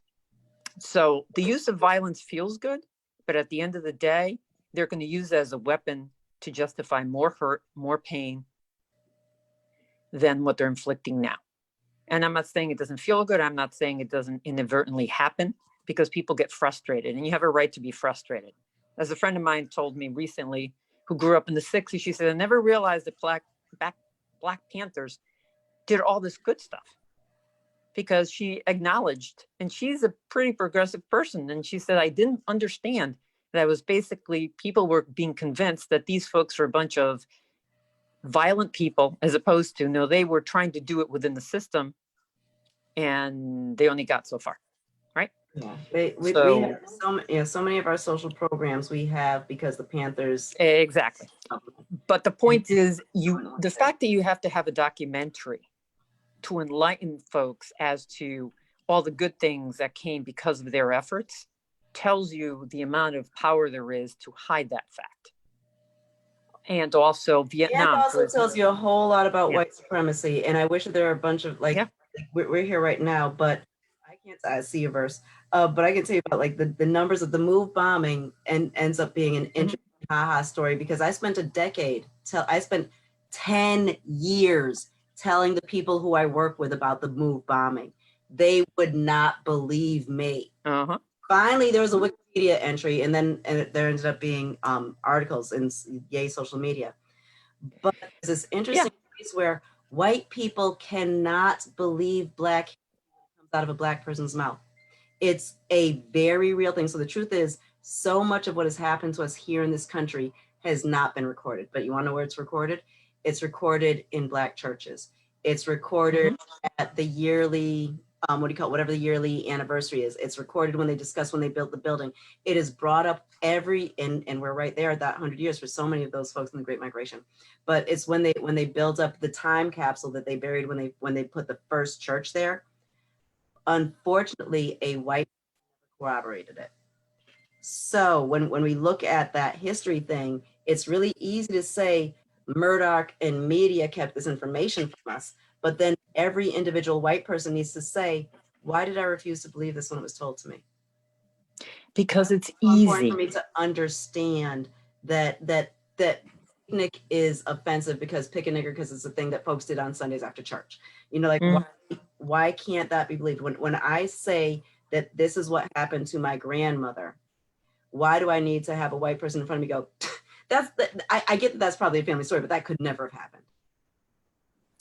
And that is America, and that's how white supremacy is here. It's just like people don't believe that Mexican Americans were lynched. They were lynched. When you take someone who's brown and you hang them up because you just didn't like them, it's called a lynching. And people don't believe that. And whenever I come across articles that talk about that, I put it up there. I put up articles, and Deborah knows me, and she knows that I put up every bloody article I can find about American citizens of Mexican descent physically deported around the Great Depression because they were taking jobs away from white folk. Many of them never came back to their home country. And their only crime was they were brown and they were US citizens. And I put that up because there's so many people don't believe that shit. Pardon my English. You want to know where the interview that I learned about that is? MTV, Marin, he had this awesome song called, remember that song, It's No Fun Being an Illegal Alien? It was this hilarious, stupid parody. But when he was interviewed on MTV, he talked about how many men were being deported, like who were here because they were supposed to be, and then went on to talk about the history of this, right? And so what you just shared, this piece of history, I got from MTV because the Cheech and Chong guy made a funny song. And I raise that to say, all communities of color, you don't get this shit. Another example is when someone posts a while ago, they were stunned to hear that Native people have dirt for a floor in their homes. And I'm like, really? I wasn't trying, I chose not to make a snarky comment. But the fact that you don't know that exists, I remember coming back from a trip to New Mexico, going to one of the native, the Pueblo, a tour, okay? One of the few ones that allow you to do it. And you're all very extremely mindful and respectful. And I remember leaving it and thinking, even while I was walking there, I'm Cuban. And I remember thinking, I could have sworn if I didn't know where I was in the hills of Guatemala, where people don't have running water. And I had to remind myself, I'm the bloody United States of America. These are American citizens, and they don't have running water. They have dirt floors. Mind you, the culture is rich. That's not about what that is, because the richness of their culture is despite all that. Culture is not that. But my point is that I remember thinking, this is bloody unbelievable. So when the pandemic's hitting, I'm thinking, oh my God, these people are going to die by the mass because they don't have clean water. And then you have these articles and you don't have enough of them. So whenever I come across an article that talks about they don't have running water, I put it up because I want anyone I know who's white to understand this is why they're dying. This is why they're fighting whichever the governor is, North or South Dakota, whichever the one, the idiot woman is. Why she wants to not allow them to keep people off the reservation is because they're bringing disease to kill them. What the hell? But you can't hit people. I've learned over the years, you can't hit them over the head with, how can you be ignorant? Why don't you teach yourself? Because then they get all offended. So what I do is I put articles up in the hopes that maybe the light bulb goes off that, oh, wow, that's why they're fighting the governor of so-and-so, because they might die. And the other thing is figuring out a way. I find personally that what works most is convincing people that it's their problem to solve. Not your problem. The fact that Black and brown people are dying, you need to we have to find ways to convince the majority white that them dying is your problem to solve. It's not their problem to solve. You just got me to my very last point, and thank you, which was when Catherine was saying, so what do we do and all this other good stuff. One thing that I think everyone needs to understand is it's incredibly important to get yourself in the room. It's incredibly important to get yourself at the table. And it's also important to know, so I use very often I say, know your role and stay in your lane, know your role and stay in your lane. And that's incredibly important. And when you're in those spaces, so how do you get folks to do stuff? How do you create change? Know your role when they've invited you in the room. It's their room. It's their room. They invited you in there. They have all the power. So the sick place of expecting Black and brown people to answer the questions and to have the answers and the solutions and then be able to implement them is ridiculous and just ridiculous. That can't happen. But we see these beautiful places where we're invited in the room, and the power in the room, right? The power, the head of the room looks at us and says, oh, you're so bright. I am so happy that you're here. What do you think we should do?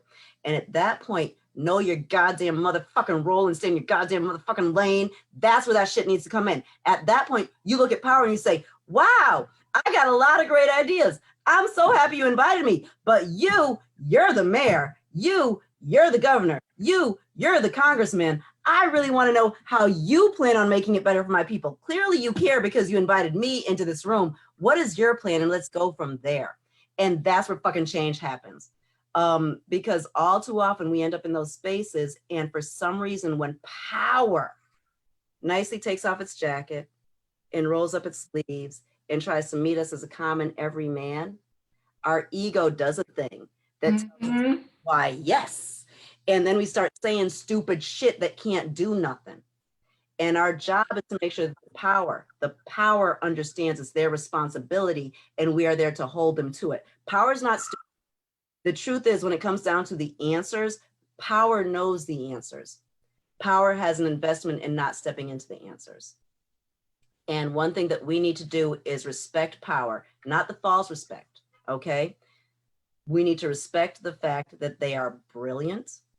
They are in those positions because they're supposed to be in those positions. And when we say that the system works perfectly the way it's designed to work, the people in power are the right people to uphold that shit.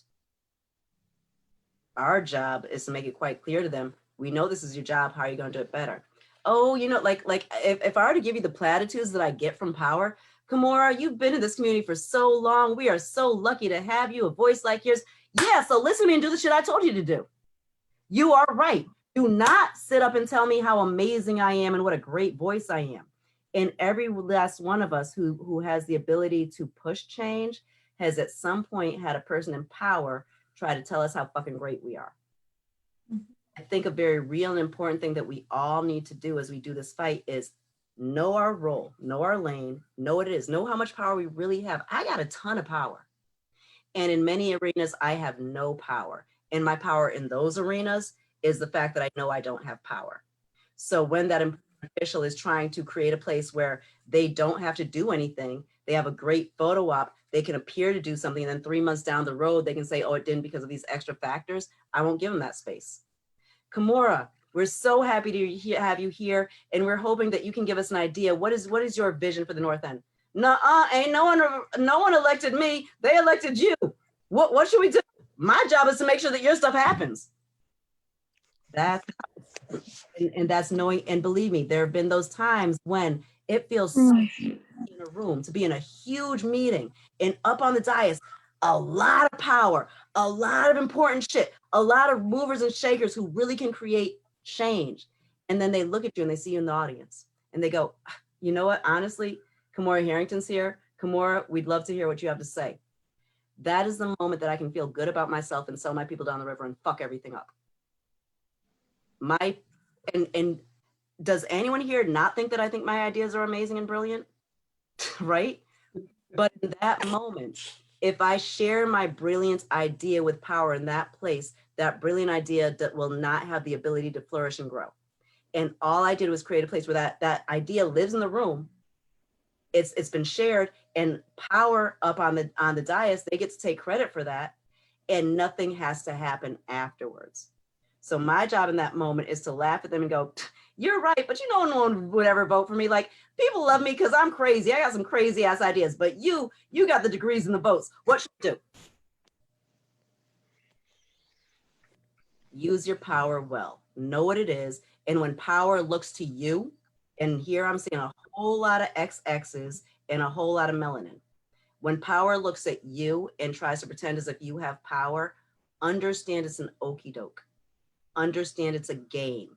Know your role, you beautiful private citizen, you beautiful executive director of an organization, you beautiful person who's in an important position of power in your church. Whatever your role is, whatever that is, know what it is and know where the power there stops. Because the truth is, true power is going to lie to you to try to, like, who has not ever seen a rich white man try to act like he doesn't have power? They love that shit. Oh, you know what? There's not much I can do, but I'll see what I can do. No. Make it quite clear to them. We're not on an even playing field. I'm magnificent, you're magnificent, and you have power, so you've got the responsibility. In some ways, I'm possibly talking to myself right now, but I'm also talking to everyone here. And that's an incredibly important thing for us all to remember. You've got power, but you do not have the power that power has. You don't have the power that your congressman has. You don't have the power that your senator has. And you definitely don't have the power that the run-of-the-mill white guy from Avon has. If you walk around and tell you you've got power and you start acting like you've got power, you lost it all. Jackie, you got your hand up? Or did you mean to do that? I was just reacting in a positive way. Oh, I just love what you're saying. Great. That's all. Hey, Jackie. Preach, girl, preach. Hey. That's the problem with being happy with being in the room. And that's what we ran into with some of the younger activists who are out there. They're happy to be in the room. You know, they take pride in saying that they drafted this and they did that, which is all well and good. I'm glad you're doing work. But understand that you are there on borrowed power, right? It's not really your own, right? You have influence in one way, but don't understand how power works intricately. So you are accepting the fact that you can use this as some sort of status symbol as opposed to agent of change. Putting out too many ideas for them to summarily change them and rearrange them to then take credit for doing something for you.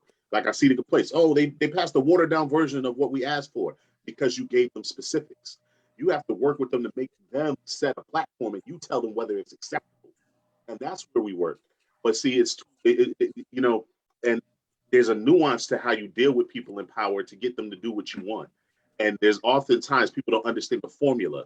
That's why I said emotion isn't enough. You can be out there and rah and be in front of the crowd, but you also have to have the intellect and the understanding of how people's psyches work in order to get people to do the things you want them to do. You see, there's people standing on the mountaintop, beating on their chest, yelling through a megaphone, and you're going to draw attention. But you can't retain that attention. You can't get true work from out of people until you understand how people work and how you can utilize that interchangeably to further your goal. So just being in the room is not enough. Just being asked to speak for something is not enough. You have to understand what do they gain out of giving you the access. And when you understand what they get to gain, you have to then understand what you get to lose by allowing them to manipulate you. Yeah. It's called chess. I refer to that whole process as grooming. Yeah. And when it's happening, if you're paying attention, sense that someone is giving you space or asking you for your ideas or telling you what a wonderful, strong voice you are, so they want to hear your thoughts. If you really pay attention, you recognize the bullshit. They're mining you. You might not at first, because you have to learn it. But after you learn it, pay attention when you think somebody just playing a game. Yeah. And don't play. It's been a hard lesson for me, but it's worth it. Deborah, I call it the game. I call it chess. And even though it's people's lives, you need to know what chess they're playing.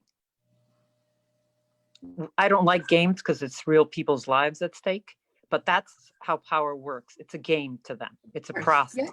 Yeah. And you need to know, like chess, how the opponent is thinking, and meetings, and we've been in meetings together over the years. The amount of work you have to be prepared to go into a meeting. You just can't show up. You need to know the players. You need to know what makes them tick. You need to figure out if it's a meeting, which is what I think we're talking about, where they just want to use you for a prop and do nothing. Right. And the platitudes and telling you're wonderful. I hate that. I hate that shit so much, because when you're telling me I'm wonderful, I don't care if you think I'm wonderful, quite frankly. My mother loves me. That's good enough for me. I don't want to be loved. I want to be respected, which is a whole different animal.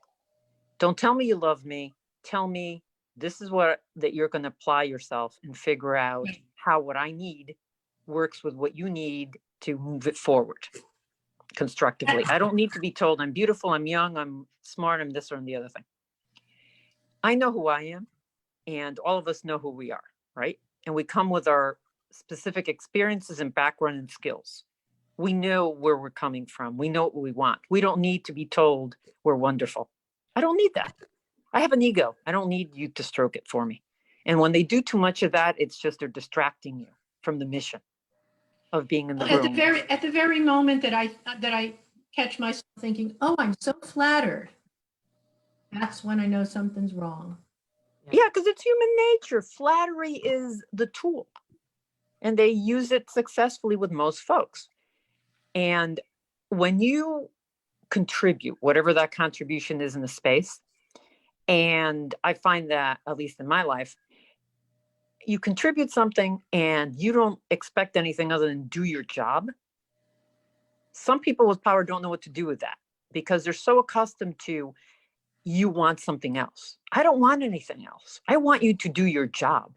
And to me, your job is helping in this issue, whatever that issue is.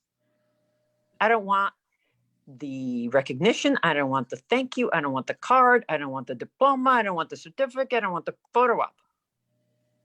And Deborah, who knows me, how many times you see me in the picture, I try to hide away from them because I hate that crap. It's not about the picture. It's about what did you do? And you all can probably see the way I look. It comes in handy when you don't look like you're from the group, okay? Because it's amazing the kind of shit that people tell me, them people, those people, thinking I'm the other. Because most people think I'm anything but what I am, not because I hide it, because I don't. I'm very proud of my heritage, but I don't look like whatever the profile is that they have in their head. So it comes as a useful tool. And I used to be an investigator. It was great when people would tell me those people who don't pay their rent, those people, this and the other thing, they go on and on and on and on. It was great for my cases because I got all the information I needed. So you use the tool that you have. If you don't look like the group, then you listen. And then that's something else that I don't know if we've talked about because I came in and out. Active listening. Sometimes in the meeting, the most important thing we can learn is listen to what they're saying and what they're not saying to figure out where they're going with this, whether this is just a photo op, whether this is using you to look good, or whether they're actually interested in doing something. And active listening is hard work because everybody wants to fill space to hear their voices. I don't want to hear my voice. I want to hear what you're doing for me. Although I'm talking too much right now, but that's because I'm just pissed off about all this stuff is just happening. And I'm looking at my relatives down in Florida who are going to probably go vote for Trump because they think Joe Biden is a communist, which is a joke. Even though their life is going to be ruined by this. But I got to process through that because I have to spend ways to figure out how to explain to them it's not your self-interest to vote for anything that remotely resembles that thing that occupies space in the White House right now and the things that help them, enable them. And the hard people to get past are not the folks who want to pick on that person who sits in the White House. It's all the people who look nice and dress nice and have perfect hair and they go to church and they or synagogue or wherever they go for the place of worship and tell you that they're good Christians. And then they turn around and they do all these things, which are the most anti-human and anti-Christian thing that I can think of. Those are the people that frighten me. Those are the people that voted for that monster that sits in the White House. And the day after, actually the day of, back in 2016, I immediately knew that's the problem. All the people that you think are with you aren't with you. And you need to figure out, and that's another thing, figure out those who truly are sincere and those who are just paying lip service, but they really don't care. They want their comfort level. It's easy, and to, I think, a point several people made beautifully before, why don't people pay attention? Why would you want to educate yourself? Because then that makes you have to live with the full knowledge that we are very imperfect. And there are lots of people who don't have a modicum of what we have. And it's easier not to know because your life is easier. You can go to the baseball game, the football game, go to your trips, do the other stuff. Because that level of discomfort is very hard on white folk. I can tell you, it's just very hard. And they just don't want to know because it's easier not to know. How do you live through that if you know that? The one thing I can say about some of this horror that we're all experiencing is, thanks to the monster that sits in the White House, I got to find out the first concentration camps ever used. They were the Spaniards against my ancestors when they were fighting for the War of Independence. It wasn't in South Africa. The British learned it from the Spaniards, used it on my people. They took them to protect them. Does this sound familiar? They took them to protect them from people fighting for independence, just like they're protecting those baby in cages as we speak right now, just like they're protecting Black and brown people and their property from the hooligans. Always fear the person. My mom always said to me, fear anyone who says we're patriotic, fear any piece of legislation that has patriotic and nationalist or nationalism in it. It's the opposite of what that means. Like the Patriot Act, for instance. I always love that term. I'm being sarcastic now, folks. Very sarcastic. I knew it was the opposite of that. And now we're living through what it means in real time. And what Black and brown people have experienced, and the people in Portland, the people in Wisconsin are experiencing, but I'll pick Portland because it's so out there. They're living what every brown person and Black person has known. Now they're getting it coming their way. Remember I said earlier, we need to figure out how it becomes their problem to solve. Mm-hmm. They need to get to the point that they understand that if we don't figure out police accountability, for instance, we will get to the point where anything is possible and they won't care whether you're white and blonde and blue-eyed because it's about power. Power never gives it up voluntarily. It just doesn't. Never has, never will. So I'll We're stop fighting. too much. Thank you, Maria. Though. I'll be right down. So it's 8:17. We're getting ready to shut down. But I do want to remind everyone who's a member that on Thursday, every other Thursday, and tomorrow is one of those every other Thursday. So for every other Thursday, we've got our 90-minute cultural humility members only conversation. That's from noon to 1:30 tomorrow. So come join us for that if you can. Tomorrow night, we also have White Folks Discussion Group. Friday evening, so Tuesday, it's self-care time right now, and that's really necessary. So on Tuesday, we partnered with Toivo, and Sarah came out and did yoga at 10 a.m. It was amazing. We had 2 fires going. We had all kinds of good stuff burning in the fire, so it smelled great. Yeah, we Maybon the fuck out of it. It was awesome. We had, I had the cider going, so we had the cider. That was beautiful and wonderful, and it was a beautiful place where KCC folks, neighborhood folks, and Toivo folks got together. So we'll be doing that again next Tuesday. And Wednesday evening at 6, Posh, who's not here right now, but Chris, is doing a meaningful mindfulness meditation on the land. So if you physically want to be there on Sterling Street with him at 6 o'clock, you can do that. But we're going to be doing it tomorrow. I'm going to buy a new camera so that we'll be able to do it so that it can Zoom as well.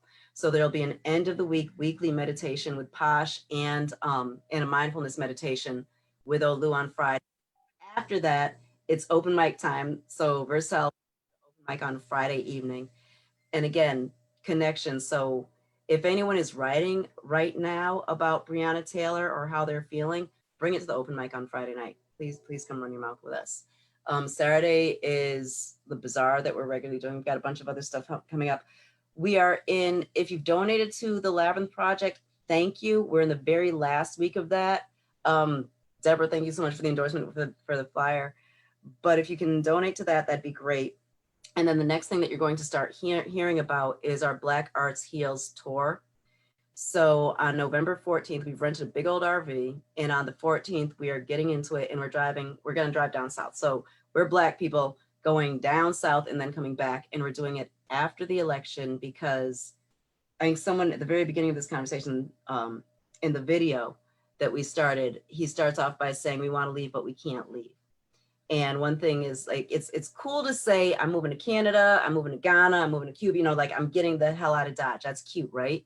But most of us aren't going to do that. And I've got this commitment to us here, which means I'm going to get into an RV and I'm going to drive past the Mason-Dixon line. And believe me, Chris and I had a conversation. There is all this stuff that goes around. We don't have a white person in the RV. I have known for my entire adult life that when you go cross country, you got to have a white friend. And we don't have a white person put in the RV this time. And 10 days after, whatever this Trump election is, you know what we look like. A bunch of us's are about to get into an RV and drive down south and stop to talk to other people who are doing work similar to ours so that we can Facebook Live it, so that we can podcast it, but so we can get out what all of this is. Because there are no answers and we keep doing this. And I want to keep us all happily in the uncomfortable place of unknowing, because it's super easy right now. Everyone wants an answer, and everyone's psyche is trying really hard to get to a quick answer right now. And I'm working really hard at keeping us in the uncomfortable place of there is no quick answer. Not because I like to see people be uncomfortable, but because I want to see us figure this out. So let's keep figuring it out. And we're building amazing community with great people who are doing really great things in their own right. So because I'm looking, so Mental Health Connecticut is looking at doing some great, I see who's here and I love what we've got. And it's 8:22 right now, so I'm not going to ask everyone to share what they're reading, but I want everyone to just take a quick second and look at who's in here and know that everyone who's in here is doing something for humanity in the capacity that works for them. So it's going to be all right. It might not be all right in our lifetime. We might just be setting it up, but it's going to be all right. And we all just need to keep doing what we're doing. So I'm reading Wild Seed. So I'm reading Seed to Harvest. That is my escapism right now. which just like all Octavia Butler, it's not escapism right now. But I encourage you, Zora Neale Hurston is next because it looks, oh yeah, Versal, you don't know this one. Looks like we're probably gonna end up stopping in Florida. But since Florida is gonna be on the trip, picking up some Zora Neale Hurston right now, but pick up some Black women authors and read them. See you all. I love everyone who is here. I truly love you. And thank you all so much for showing up. Night. Peace. Night. Night.